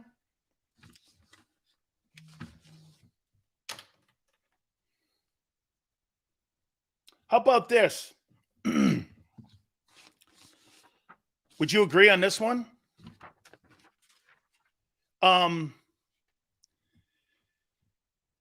Free agents improve their value when they play in Philly. You're either going to get paid by the Eagles. Let's just use this as an example here. Spent last season in New Orleans, Dennis Allen, okay? Is this fair to say? Has Nicholas Morrow improved and increased his value as a linebacker in the NFL by how he's played the last few weeks compared to how the Eagles saw him at the beginning of the year when they cut him and they didn't give him any signing bonus money? You think the next time he goes on the open market and he continues to improve as a player, you think somebody will give him a signing bonus? I would. If he continues his improvement. Every single play. Look. Can I tell you who's the poster child for Philadelphia free agents that have come here and left? Who's the poster child? Who's the poster child? Gardner Johnson, 836. Now he's making $7 million. Can I tell you who I thought? Kaiser White, $7 million. He's a force on the Cardinal team. I think he's 7th in tackles in the NFL. Compared to where he was when he got let go by the Chargers, to what he did after Philly, to where he is now, that guy has increased his market value. He's somebody you'd want on your ball team. You don't have to be a superstar to increase your value and make you relevant to stay on the team. Not everybody's the 1%ers. I look at guys like Kaiser White, and you go like this. He goes to Philly. The Chargers gave up on him. You think a team that struggles against the run like Los Angeles does, do you think that team would like to have that guy back? Boy, I think so. But get this, you couldn't pay him what you were paying him, the $1.3 million. This guy's a $7 million guy. Inside of 18 months, Kaiser White has gone from a $1.3 million player to a $7.5 million a year guy. That is increasing your value. And as a player, that's how you stay in the league. That's how you stay in the league. You stay in the league because there's value to you. And so if you're Nicholas Morrow now, you think if you put Nicholas Morrow on the practice squad, do you think someone would grab him up? Especially for the shit money he's making. You think someone would pick him up? Even if you had you think San Francisco wouldn't pick that guy up for depth and on the special teams? I would totally pick him up for that. Have him back up Fred Warner? Yeah, I'm good with that. Okay? That's how you improve your value. Shit, who's the kid that went to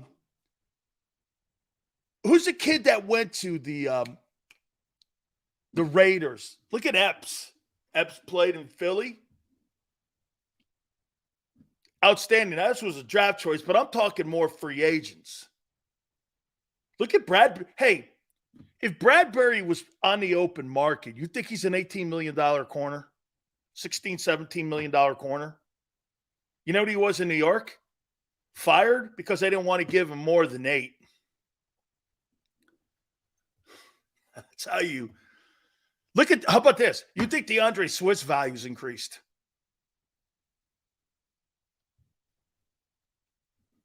You think Swift's value is increased? They got him for a 4th rounder and not making a lot of money, and he's in his last year. I can't wait to see what that guy makes in the open market next year and what the offers are going to be. Nothing Philly will pay, but I can't wait to see what that guy makes in the open market. He's not going to get McCaffrey $16 million, but he's going to get a $10 million offer per year. If that guy ends up the season with 900 yards, 300 yards receiving, and 10 touchdowns, he'll get a $9 million offer somewhere, especially from a pass-happy team. Like Austin Eckler could move on from the Chargers. He'd be a great fit out there with Justin Herbert. He'd be a super fit out there. The Eagles will never pay 9-10 for that, but they'll look for another guy like that. They'll look for another dude.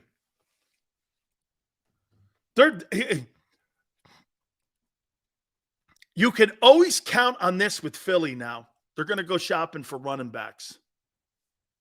By the way, there's no question. Rashad Penny hasn't been a bust. He's just been nothing. You know why? He can't pass block and he can't stay healthy. That's why he's not playing. When you got a guy on your football team that's a healthy scratch and he's a 6 yards per carry guy, why isn't he playing? Because they don't trust him. He's not a good pass protector. I mean, you got to pass protect.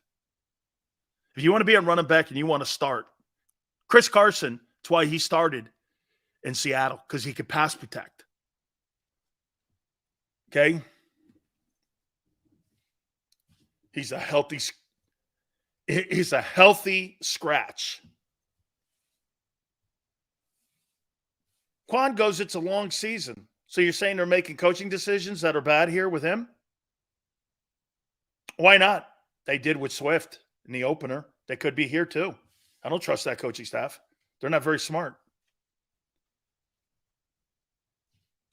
Why would you not have Swift involved in your game plan? Not only did you have Swift involved in your game plan, you did it at the expense of another. You basically killed 2 stones. You killed 2 birds with 1 stone here. You highlighted Kenny Gainwell.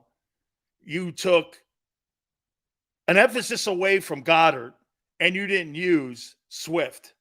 Yeah, that's brilliant. Who came up with that mentality? Holy cow, man. Like when you were sitting around drinking, putting your game plan together, and seriously, and you were like playing a game of horse or something, did that just come up like when you guys were like shooting the shit? Hey, why don't we put Gainwell in? What about Swift? You know what? It's all good. As Quan would say, it's a long season. But hey, the first 4 games don't matter like you guys say. It's all good. I get confused sometimes in here. But hey, it's Philly. Why not? Hey, all right. The much anticipated time. Would it help Jalen if they had a 2-back set? Good question. How about this? It would make them less predictable. It would make it less predictable. They're becoming predictable, like I told Tone in the last hour. You're predictable because you run the same shit every year. Why do you think they caught up to Hurts in 4 games? Because you're doing the same shit. Nothing has evolved. Why isn't Jalen passing better? Because you're doing the same shit. It happens to a lot of quarterbacks and offenses, especially when you change coordinators out. You see, the key with this was you change coordinators out. And when you change coordinators out, what did you do? You kept the same guy in the building. He wasn't going to change. So it made it predictable. Why wouldn't it be predictable? They're not going to change. And on defense, what is crazy is that Sean Desai was given the same formula, and he had to cook the meal with the same type of ingredients, but not having all the ingredients to make the stew. And that's where you are here. Please explain how the coaches we beat out coached us. I thought the literally primary objective of a coach is to win. Did those coaches beat themselves? I'm not telling you. I've already told you. I've told you once already. I'm not re-explaining myself. That I will not do.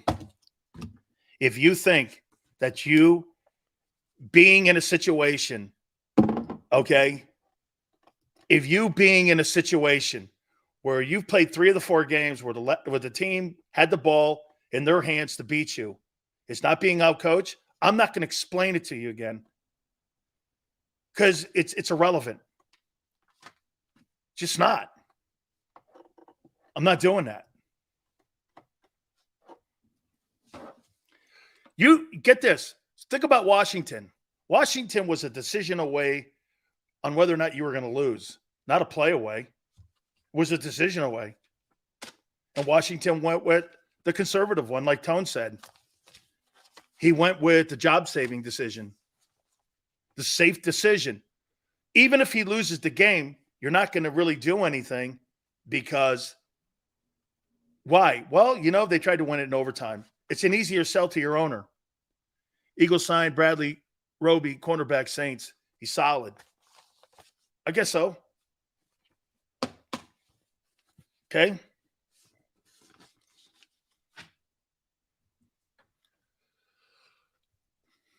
Okay.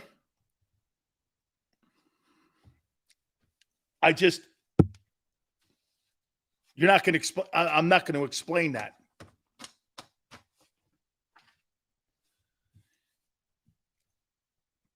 And by the way, so a guy like LJ thinks he goes into this football game thinking that he's got the better coaching staff than Raheem Morris and Matthew Stafford. How in the world would you think that with the sword swallower and the 2 coordinators that have fumbled the ball the entire time in the first 4 games and kept every game close? You got a sword swallower and you have 2 D coordinators, or a D coordinator and an offensive coordinator that have stumbled. Shit defense. I think the Rams are 9th in defense.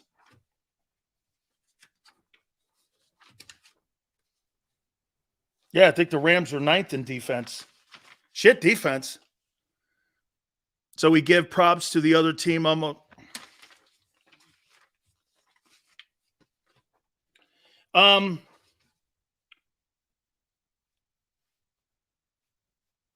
Rams 9. No. The only reason I read his pathetic takes is because he pays for them, or I wouldn't.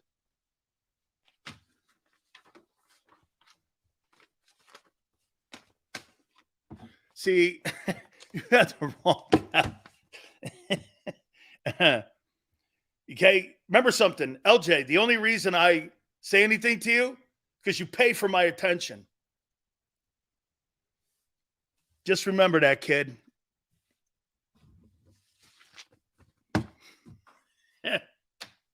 Just remember that. That's really not true because I do bring his stuff up. Yeah, okay, so wait a minute. He goes like this. All these teams almost beat a silver medal's glory. That's your 21-1 silver medal glory.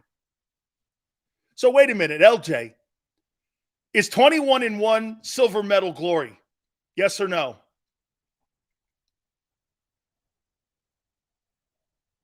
Is 21-1, is that silver medal glory? Is that silver medal glory? LJ, is 21-1 silver medal glory? Hey, wait a minute. Tone, is 21-1 silver medal glory? Yes or no? Absolutely not. But those teams, like the Rams, who have a better win on their schedule than you, that's silver medal glory. Is 21-1 silver medal glory? Yes or no? One guy says no. Here, look at this. I got to put this down here. Come on, Tone. I got to go with it. If there's a Super Bowl attached to it, I'll leave that stat for E. Oh, my God. Holy cow. We have a new mayor. We have a new mayor of Philadelphia. His name is Tone Shields. Tone is the new mayor of Philly. He knows how to answer a question politically. Congratulations, Tone. Congratulations, brother. You are now the new proud mayor of Philadelphia, my friend. Tone Shields is now the new proud mayor of Philadelphia, man. He will leave that to another day and another debate. This guy's debating like Trump. Holy cow, man. LJ comes up with silver medal glory for these teams playing great against the Eagles, but his own 21-1, he looks at it as a great victory. Spoken like a true Philadelphian. 21-1 is beast mode. Yeah. And you know what you won? You won a front seat right there at the next circus.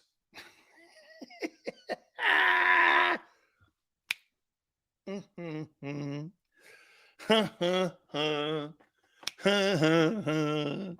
bet I'm confused. Talking to you, Scott, is a total contradiction in life. Absolutely. You kidding me? Holy cows. Talking to some of you guys, it's like talking to my cat and dogs and my hummingbirds. I got hummingbird feeders, believe it or not. You know why I got hummingbird feeders? So after I have a full 4 hours of you guys, I need something to calm my nerves. 21-1 is fun to discuss, but it does not come with a Super Bowl. How valuable is it? Ooh. Damn, Tone. Tone, I'm going to give you a little hint. Okay?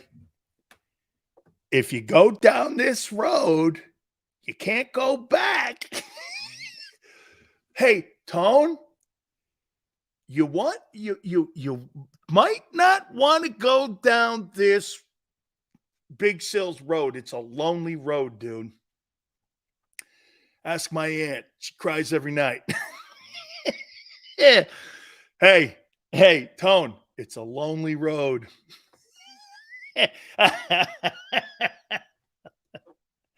All right, here, man. Here it is. The top 10 quarterbacks after the first month of the season. Yes, sir. Hey, I got to ask you guys a question. Can I ask you a personal question?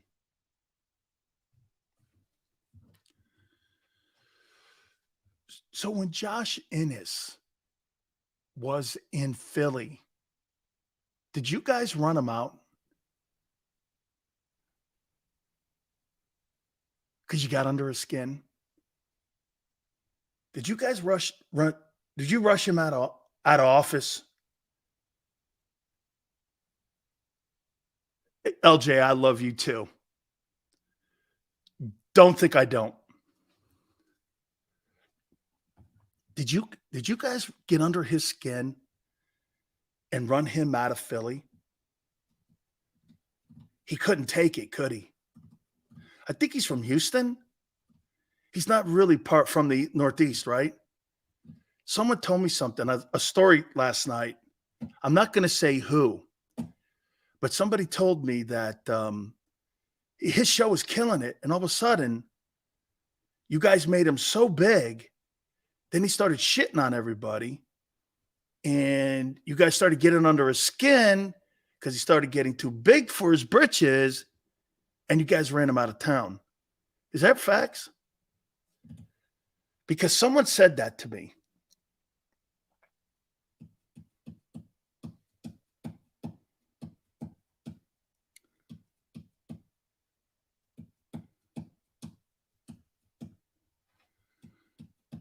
It's just a question.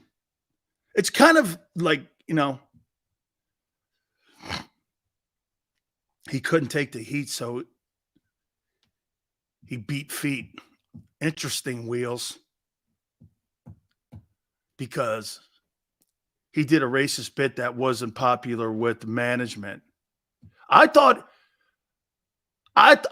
you guys kind of ran him out, though. I said before, you're a hater, but you're our hater. Oh, man. You know why this guy's good right here, this guy LJ? You know why he's good?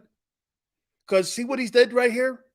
I talked some really mean shit to him. If I was talking in another market like that, holy cow, that guy would be crying to my bosses every single day. But instead, he knew to stick with it. He knew we'd stick with it, and we'd go back on the same page, and we get back on the rails.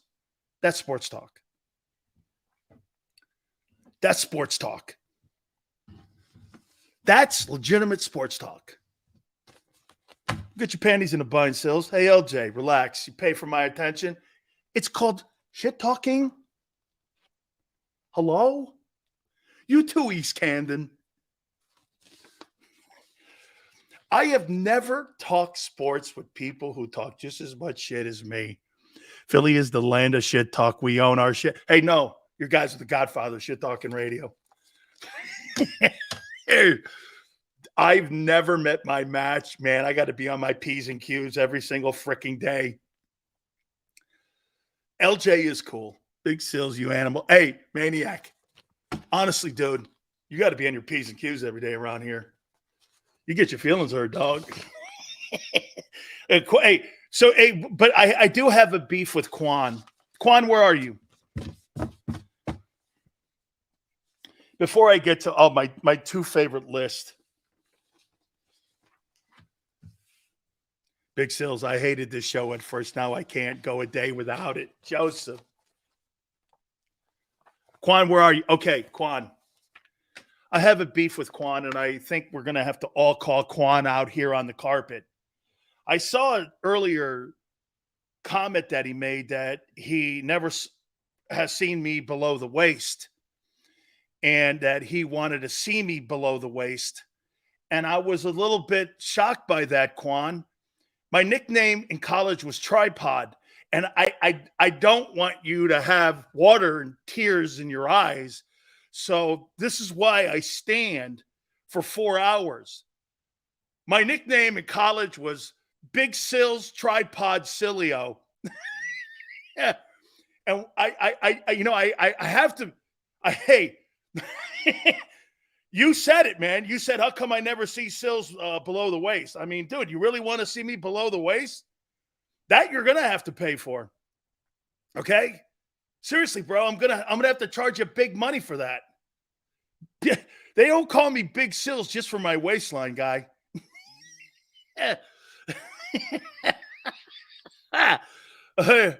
guy, hey, how come we never see Sills below the waist? Bro, really? I mean, Tripod Sileo, I'm Italian, Me and Tone are almost related. We got to go down.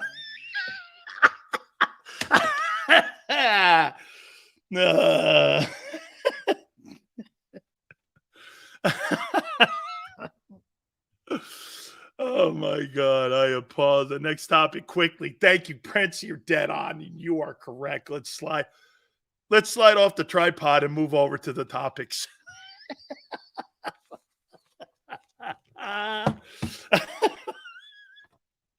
Hey, I didn't bring that topic up. Quan did. He wanted to see me below the waist. That was the first time that's ever been asked. Well, by another dude. Damn, Quan. You sure you're not a Niner fan?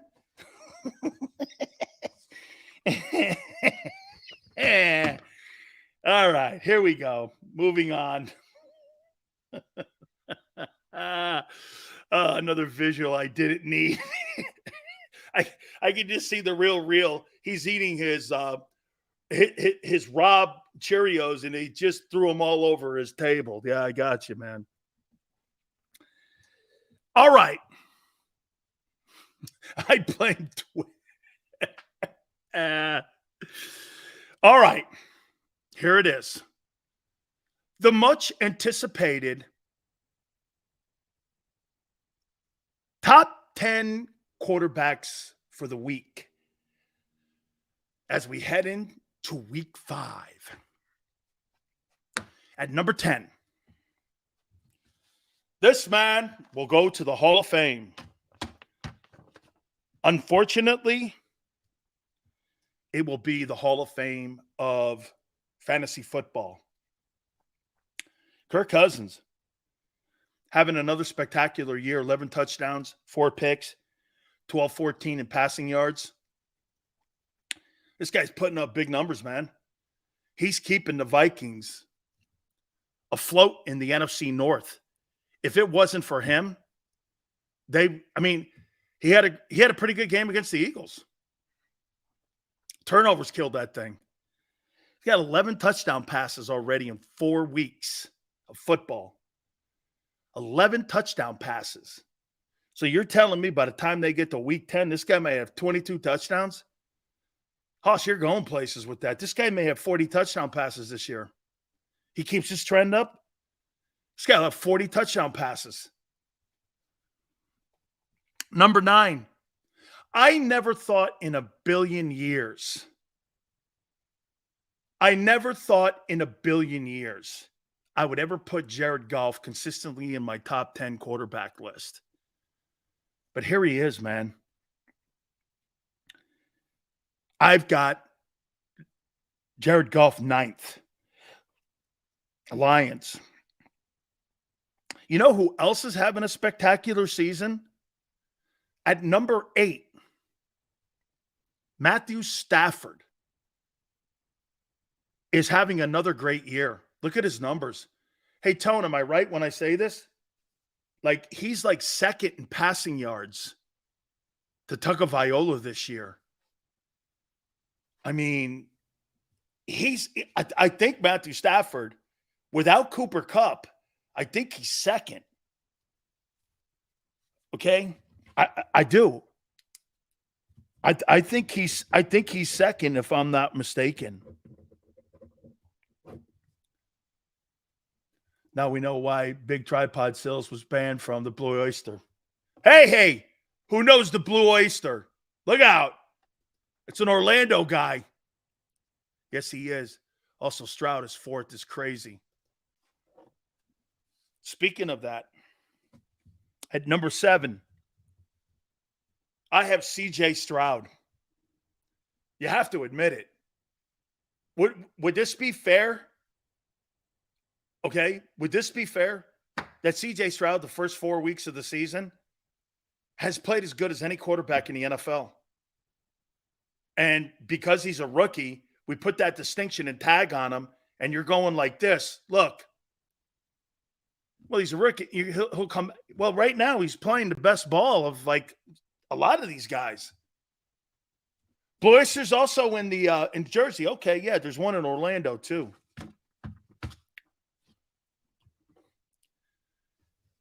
Matthew Stafford, C.J. Stroud at 6.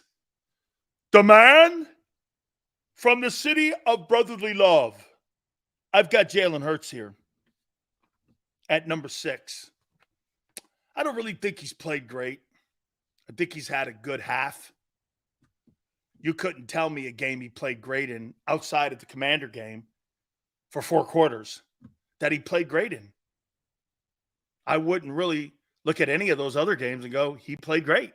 The MVP of your offense in the first 4 has been Swift.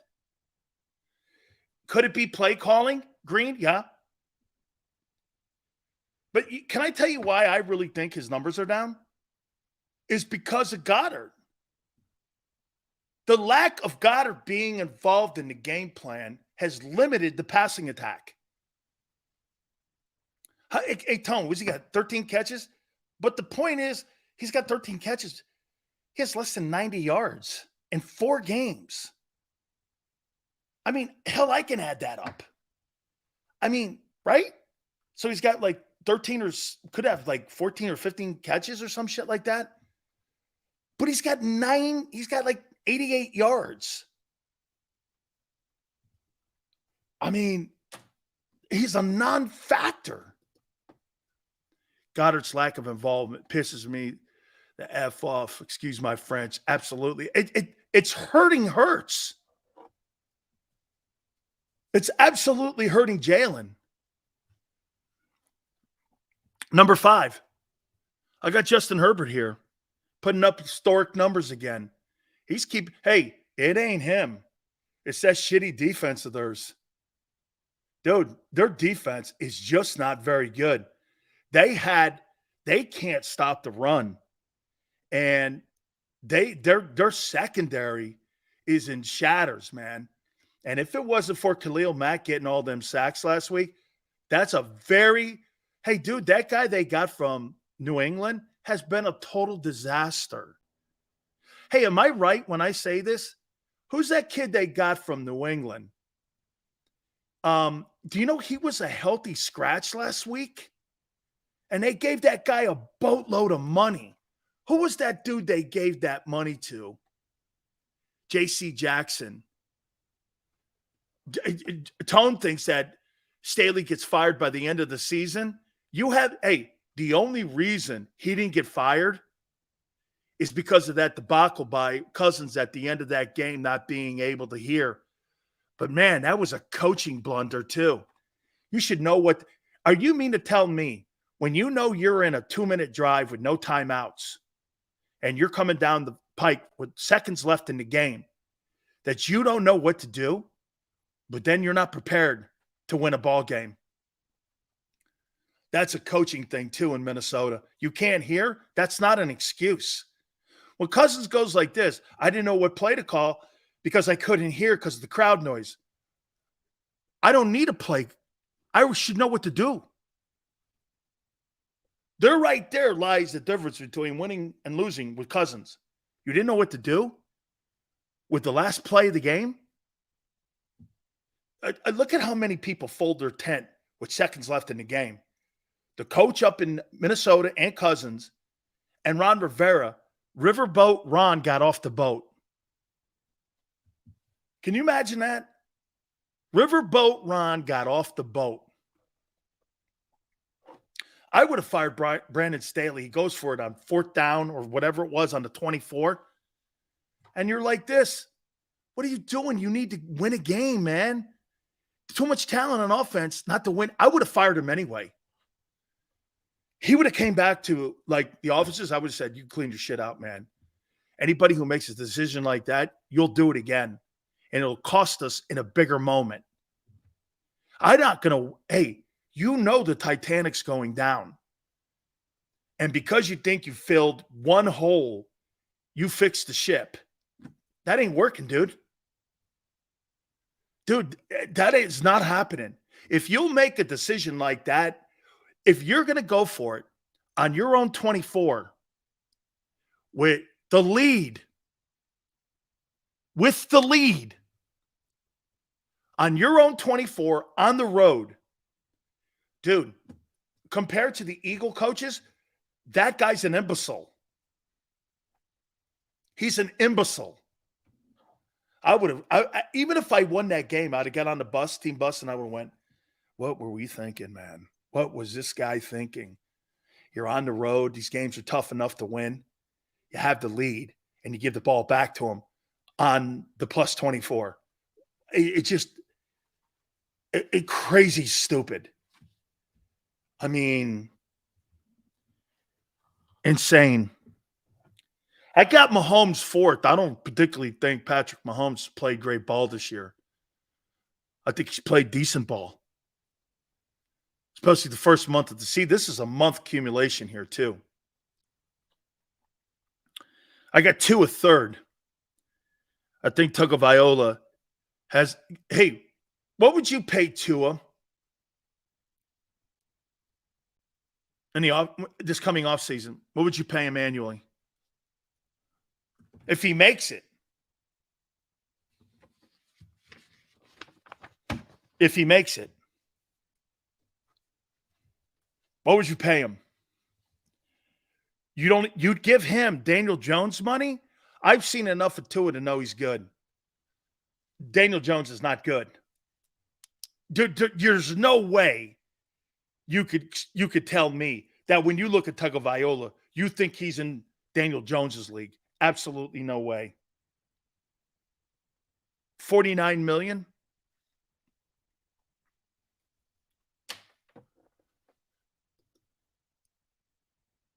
I'm not paying him more than Burrow, though. Tua definitely gets paid market value, but guess what? The contract is laced with injury clauses. So if your brain turns into a bag of Skittles, you get nothing. I don't think it's going to be worded that way, but you think he gets 50? You think he gets a contract like Hurts? 50 million, somewhere in there between Lamar and him? Hurts? Would you have here, Tone? I would say this to you. I'm probably going to give Tua. I'm not going to give him a 4-year contract. I'll give him a 3-year contract, and I'll give him 50, and 3 years, 150, and I'll guarantee 100 million of it. Sound right? Jones got 40 and 90 guaranteed on 160. Okay? So you go 3 years, 150, and you guarantee 100 of the contract? I don't know. I think that sounds fair, because get this too. If I were the Dolphins, I'd give him the majority of that money up front in case he gets banged up. Where that cap, I heard Tone talking about the cap hits that Daniel Jones has for the Giants and how they're chain linked to that guy. They can't get out from that guy for 2 years, man, without it really hurting. 3rd year would even be a hurt. You can't get out of that money, man, because it's a cap destruction. I mean, they're tied to that guy. The more money you pay the player, the less you're chained to that player in case something goes, he doesn't play well, he's not good. Okay? So I give him 150 over 3, 100 guaranteed, and I do put some health provisions in there. I get a massive insurance policy with Lloyd's of London to insure pretty much all of it. And it insures the team and it insures the player. I think there should be an insurance policy. How could you? I don't know, quite frankly, how you could sign a contract like that without having an insurance policy. With anybody in their normal rhyme or reason, with a guy who has been injured as much as he has, how you wouldn't put that as a per diem in there. It actually protects the player to get his money. So to me, even if you have to take some of the signing bonus money and you both offset it and you both split it, you're protecting the team and the player. I think you should have an agreement on that.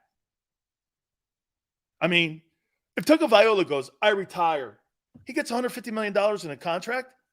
Okay. At least he's not walking out the door. You know, not a generation wealth guy, right? I think you should offset that. I got Purdy too. I got Josh Allen number 1. So here's your top 10 quarterbacks on the Big Sills list here. Cousins 10, Goff 9, Matthew Stafford 8, CJ Stroud 7, Hurts 6, Herbert 5, Mahomes 4, Tua 3, Purdy 2, Allen 1. Now, let's line this up with what Vegas thinks, who's in line for the MVP award.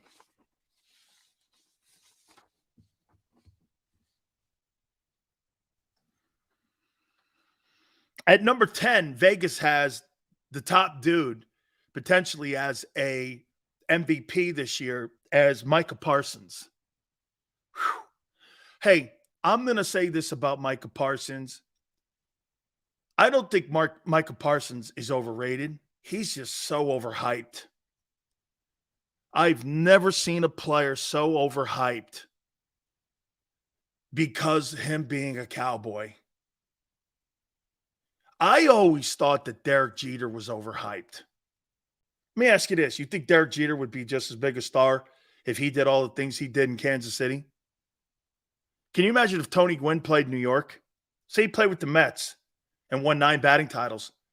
You'd be calling him Ty Cobb. You know that Gwynn has as many batting titles as Ty Cobb? Did you know that? But he played in San Diego. And because he played in San Diego, he's not revered in that light. I think he has a 351, 354, 40, maybe 340 something career batting average. I mean, if Derek Jeter, who never won an MVP award, was playing in Kansas City or Minneapolis, you never look at him in the way you look at him because he's a Yankee. Jones not good. Our team has drafted more offensive linemen, 5, and all have sucked. Not all his fault. Agreed, Bear. Agreed. The organization has been a complete disaster. He died young, too. I was on the air when he passed away. I'm great friends with his wife. I got a wonderful picture of her and I at a benefit. And my wife and I went. She loves Danielle, too. Alicia. Tremendous. His son is great. All of his kids are super. Just a wonderful, wonderful, wonderful man Tony Gwynn was. We were on the air, and this kid called in. He must have been, 11 years old. And for the first time on the air, man, I almost lost it. This kid's little voice comes on. He goes, "Hi, this is Charlie." And I go, "Hi, Charlie, what's up?" And he goes, "I'd like to say something about Tony Gwynn." And he starts going, he goes, "Yeah, I met him at a gas station. He sat and talked with me and my dad. And we're 19 all the time. And I really love him. And I'm going to miss him. He's my hero." And I was like, wow. It was really, you had to hear that. Day passed away. It was crazy bad. It was really one of the nicest people I've ever met. He is the world is not a better place without Tony Gwynn in it. Just a really, dude, Gwynn would stop at, do you know who the all-time steals leader is in basketball at San Diego State?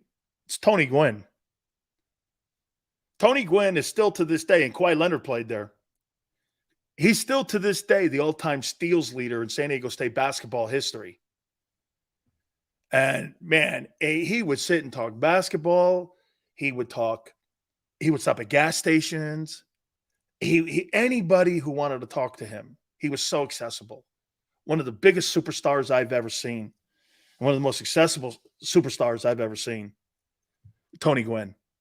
Amazing man. Proud to have known him.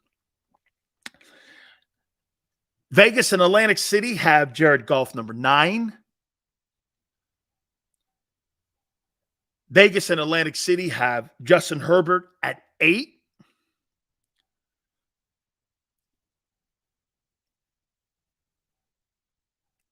Are you Real? Did you hear that on the air? When I did that with that kid? It was a special. I did a special show right after my 4-hour show, and we went another 4 hours. And I really didn't have to say anything. People just were calling in. Mayor, senators, congressmen. It was one of the most emotional days I've ever done radio. I've never done anything like it. And it was like when this guy died on the air. when Leroy died. I've never in a million years ever been involved in anything like that, when people are just calling in crying, bawling. And you're just like, yeah. It was crazy. You could have did 5 days of that.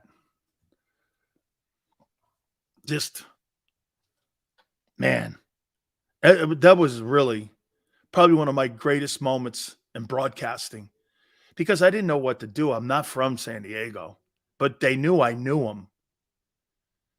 And I never tried to tie myself into anything like that because, I'm just not. But that tied me into that city that day, because I said, hey, why don't you tell me what your feelings are about them? And that's how I did it. And they called in, and it's kind of like they brought me in. Sills, you had to, and I was like, no, I know. And they go, no, we know you know him. And I was like, yeah, no, but I didn't know him like that. Yeah, man, I was at a taco stand. He came up, bought my family tacos. We talked about Aztec basketball. He was so great. We never talked about it. And I realized I was talking to Tony Gwynn. And I'm like, certain dudes, man, that you have a chance in your life to meet like that. And they're just goats. So 10 Parsons. This is according to Vegas for the MVP. 9 is golf. 8 is Justin Herbert, Atlantic City and Las Vegas. Christian McCaffrey at 7. Brock Purdy at 6. Lamar Jackson at 5. Jalen Hurts at 4. Vegas and Atlantic City still has him in the top 5. That's good. Mahomes 3, Tua 2, and Josh Allen number 1. It's not this. These are not my odds for the MVP. These are the sportsbook bettors on who they think right now. All right. Please hit the like button. Keep it here on the National Football Show.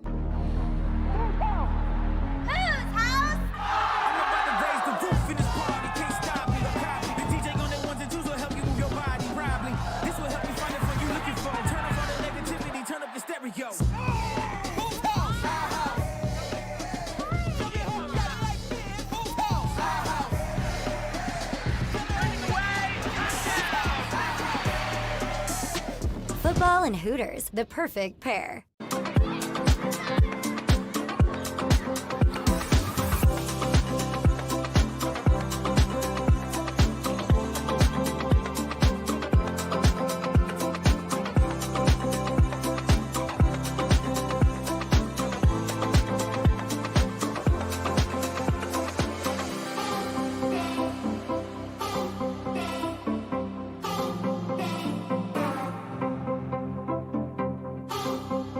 If you own a company and you're not producing a podcast, you're missing out. The public consumes messaging when they're ready. Join the professional podcast network of companies and let JAKIB Media Partners put you in the podcast arena. Come to our professional studio, or we'll come to your place of business and professionally produce your company podcast. Call JAKIB Media right now at 267-261-3428. 267-261-3428.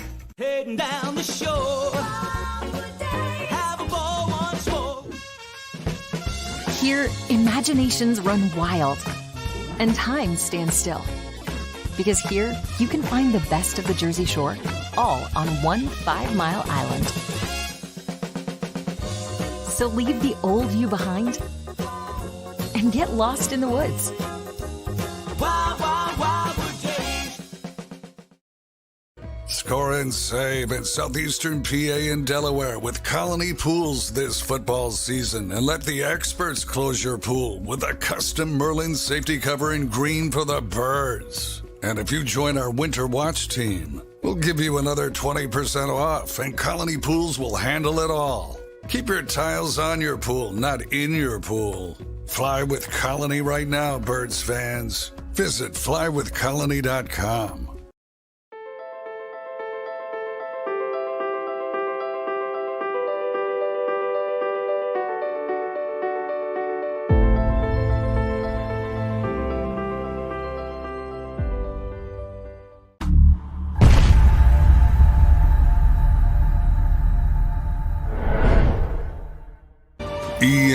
EAGLES.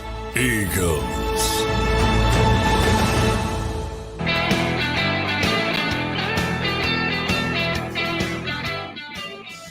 Big Sills. Tell you, man, I'm going to go back to the opening of the program. I came away with that Seattle ass beating that they put on the Giants and went like this. That Giants team's a one-year wonder. Do I think Jalen Hurts is a one-year wonder? I do not. Did I maybe think it could happen?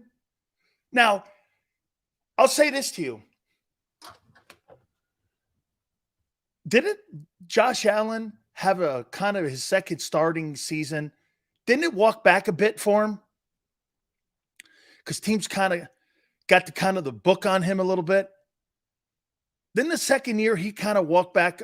I thought either the second year or the third year, he kind of came back a little bit to the pack. They wanted to blame a coordinator. Could be. Could it be that Ken Dorsey now is getting more comfortable? Hey, I think there could be something to be said about this. Is it fair now that Ken Dorsey has a year under his belt with Allen? They still went 13-3 a year ago. And now they had that bumpy first game. Now all of a sudden, Dorsey's had to coach more. And if you think about it, here, let's do this. 13-3. So Allen is won 16 of 20 games. That sucks. You think that sucks? He's won 16 of 20 games in the AFC.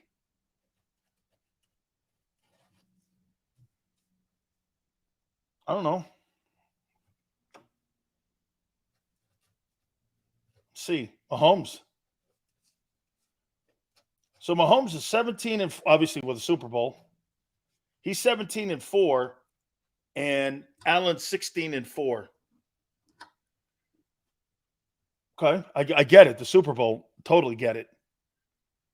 Okay, totally get it. Super Bowl's involved in that. So, but I'm just saying. I mean, we're not talking about a guy who's not winning ball games. You know, usually when you have high turnovers like he does, you don't have wins. This guy's probably won, 85% of his ball games? Right? NFC, 2 undefeated teams. And we'll see if one of them won the Super Bowl or if an AFC team wins it. And personally, you're not San Francisco right now. You have a defense that's down in the 16s and they're in 5th. And the 49ers, where are the 49ers ranked right now? After the first month of the season, I think San Francisco's where? San Francisco has the number 2 offense in the National Football League. And San Francisco has the number 5 defense after the first month of the season. You have the number 5 offense, the number 16 defense. Who do you think has a better shot of winning the Super Bowl? You or San Francisco?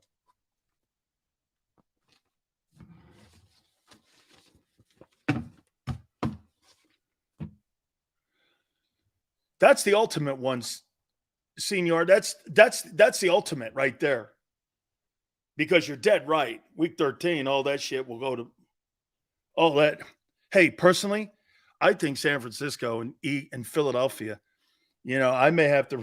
Hey, I said Dallas and the Bills would make it to the Super Bowl this year. Dallas is going to have their hands full with San Francisco and Philadelphia. They are. They're just a more physical football team than them two guys. Okay. Do you think they're going to say San Fran? Of course not. Why would they? Why would they say that? Of course they're not going to say that, man. All depends who stays healthy, too. Yeah, all depends. Seals will be hiding when 40 whiners come to the link. Hiding? Hiding what? Do I look like a guy that can hide? Do I even sound like a guy that can hide? Guys were awesome. Thank you so much again for coming aboard. A lot of fun with you guys, man. Hey, man, I think you guys beat up my boy Josh Innes. Hey, I just a little rumor out there, man. I think I just heard a rumor, and someone asked me, Sills, ask these guys what they thought of him. Yeah, he had a great show. Then he turned into a jackass. Then we had to get him out of I was like, oh, okay. Hey, man, all good. We appreciate you guys so much.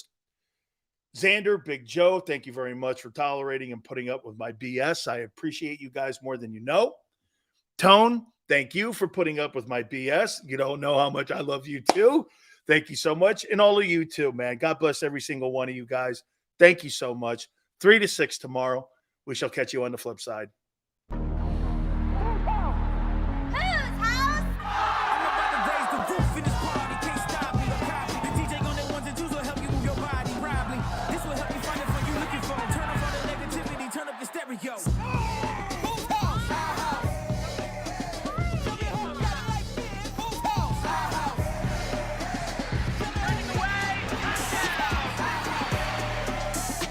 Football and Hooters, the perfect